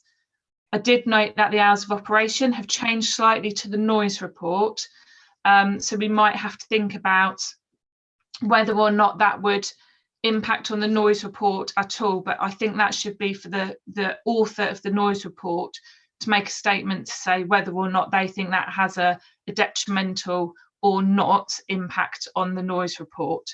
As it's reducing hours, it's reducing activity. So I do not have any initial concerns that I would raise a representation on that.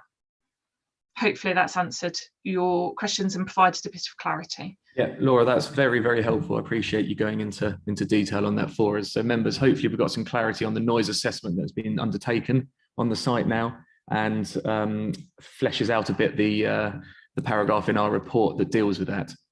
So members, I have a few more speakers in the debate, starting with Councillor Connor, please.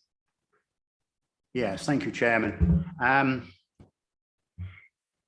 It's difficult, really, isn't it? I suppose I'm going to start with, I'm not absolutely against this application. I need to make that absolutely clear, but I am really, really concerned about the time, operational times. There has to be a compromise in my view, between this operation being viable and being joined with the intercepting, you know, the waste interceptors where the stuff's coming from. So I can understand that. But we also must take into consideration the residents that live down Kingsdelph, the residents who live in Snoots Road. So it's all in the report. We've heard that there's 500 and nearly 600 letters or emails of objection. So I would be quite happy to go along with this if a compromise could be made on the times of operation. Thank you. Thank you very much for that. I will come back to that before we go to any kind of decision. Councillor Smith is next. Thank you. Basically, mine's more on residential amenity. A lot of issues have been raised about noise, pollution, etc. Where's the environmental health officer gone? I'm trying to sort of find out why there's such a sort of a distance between what residents are saying and what the environmental health officer is saying. So I'm wondering if we could sort of close the gap somehow. Because obviously these objections will come through to yourself or you'll be aware of them. So I'm just trying to sort of, it's the residential amenity. I'm trying to sort of, how do we increase that? Because there's obviously a lot of concerns. So yeah, the officer has just explained how their calculations meet with the British standards. Obviously residents have a different view to that. I'm still trying to wonder how we can bring it together in my, you know. I don't know how to answer that. Okay. Laura, you've appeared again. I don't know if you want to have a stab at that one.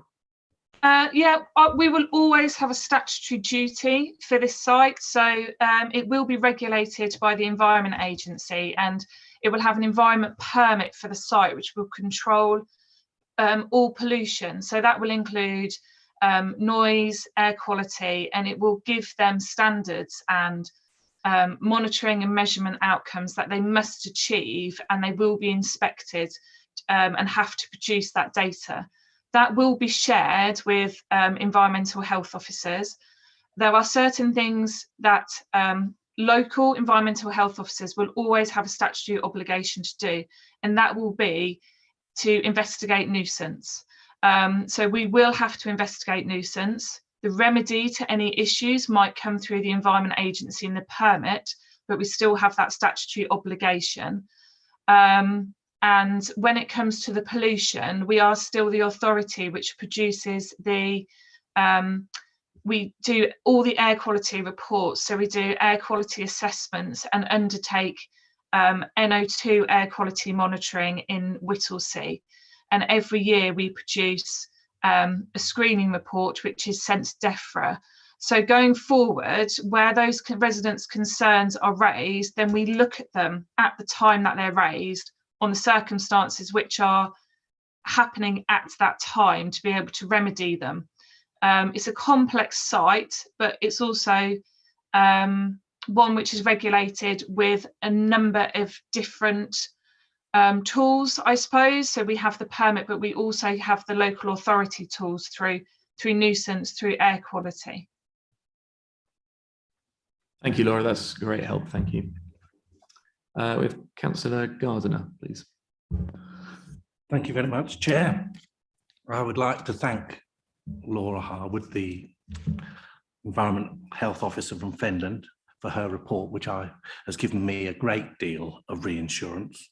And I would agree with Councillor Kinsley. I cannot see on this occasion any way we can object to this application, because we haven't got grounds, planning grounds to object as far as I can see, unless anybody else can show me planning grounds for an objection. So that's where I stand at the moment. I'll be prepared to listen to everybody else, but at the moment I cannot see grounds, planning grounds for objection.